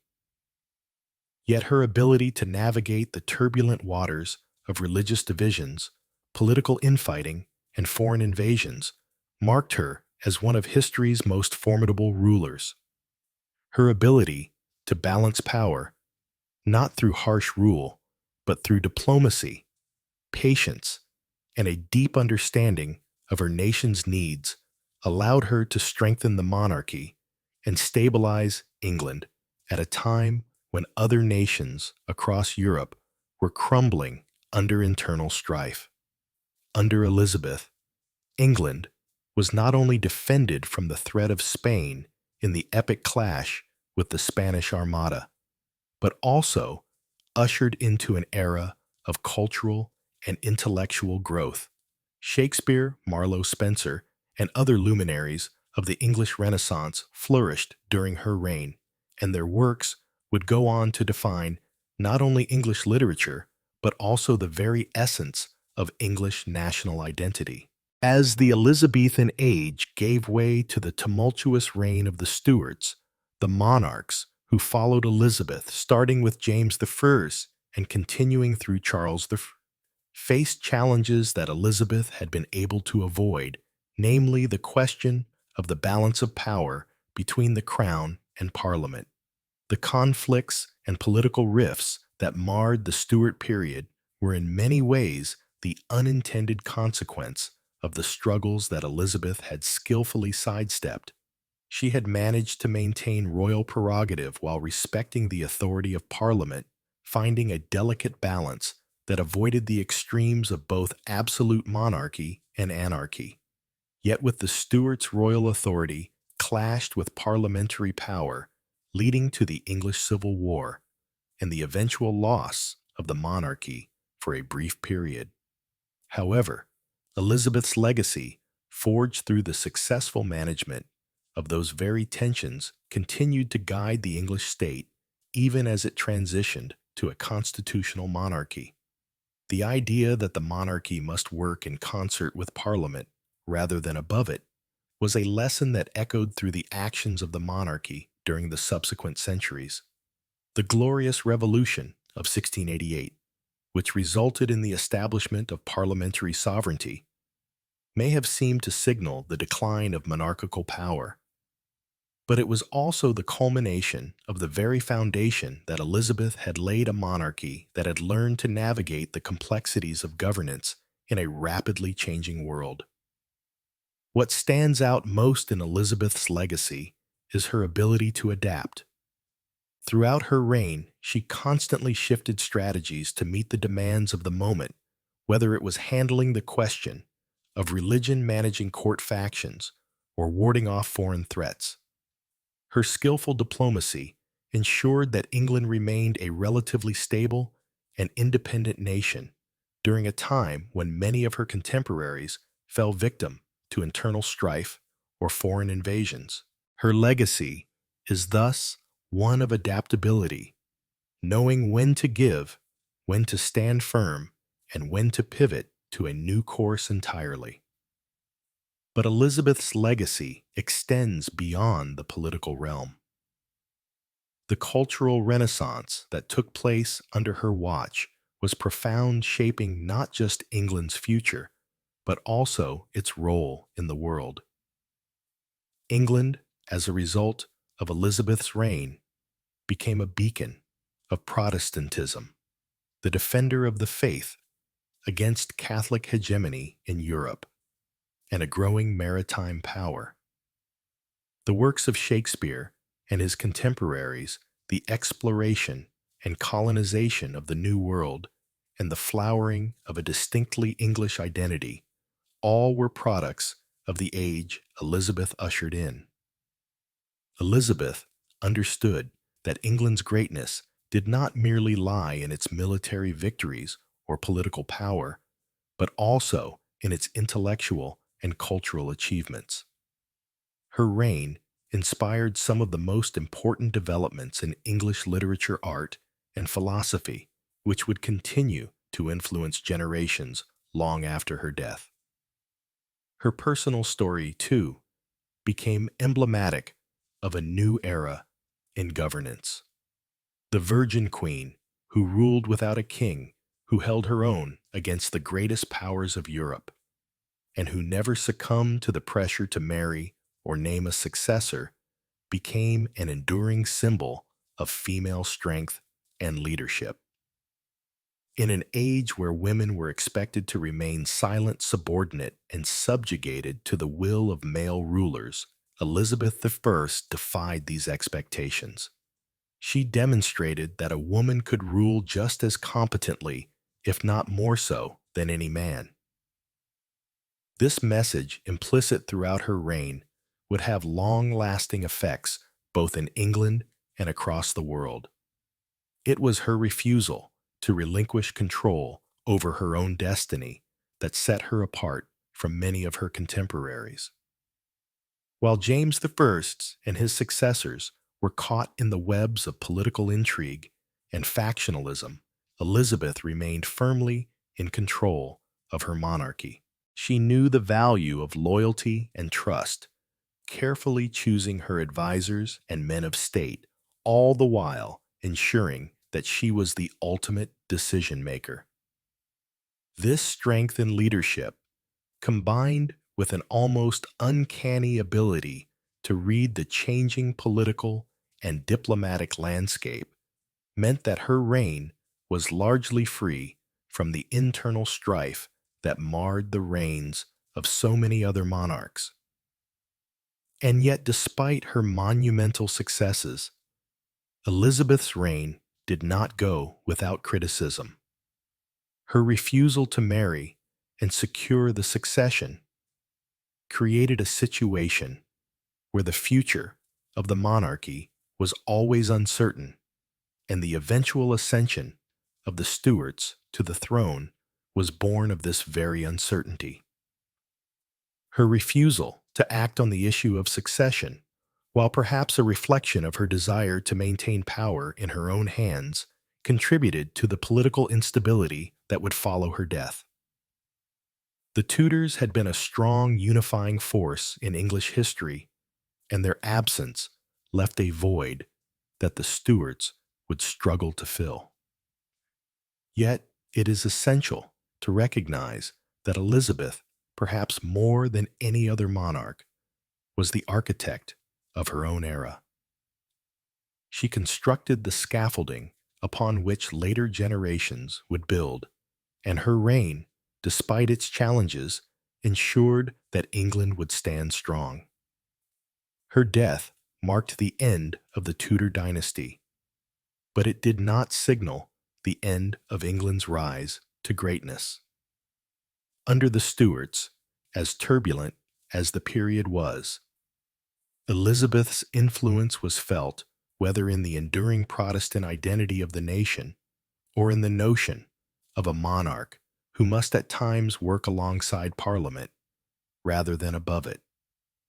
As we close the chapter on Elizabeth I, we are left with a profound understanding of her importance not just as a queen, but as a figure who transcended her time. She was a symbol of what England could achieve when led by a ruler who embodied both intellect and strength, diplomacy, and power. She navigated England through one of the most dangerous periods in history, ensuring its survival and eventual prominence in the world. Her legacy, built on the foundations of statecraft, cultural achievement, and a new vision of monarchy, would guide England into its future. The study of Elizabeth I's reign and the effects it had on England and the world is an endless source of fascination and inspiration. Her life and reign offer us invaluable lessons on leadership, resilience, and the nature of power.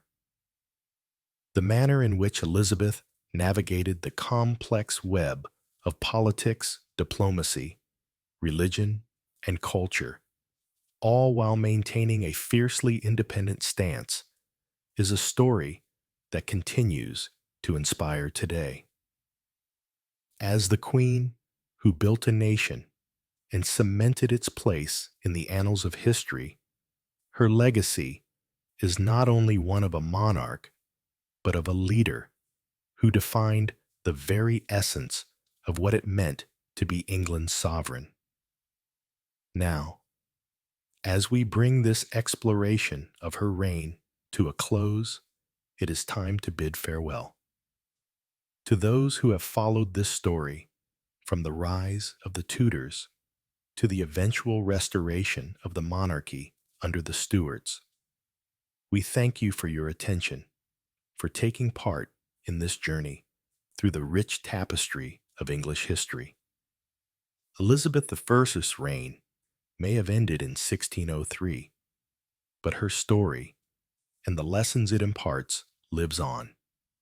As we turn the page, we carry forward the indelible mark she left on England and the world, a mark that continues to shape our understanding of leadership strength and the unyielding pursuit of one's vision in the face of overwhelming challenges. May you reflect upon the enduring legacy of Elizabeth I and the nation she built with respect and admiration for the formidable woman who helped define an age. Farewell.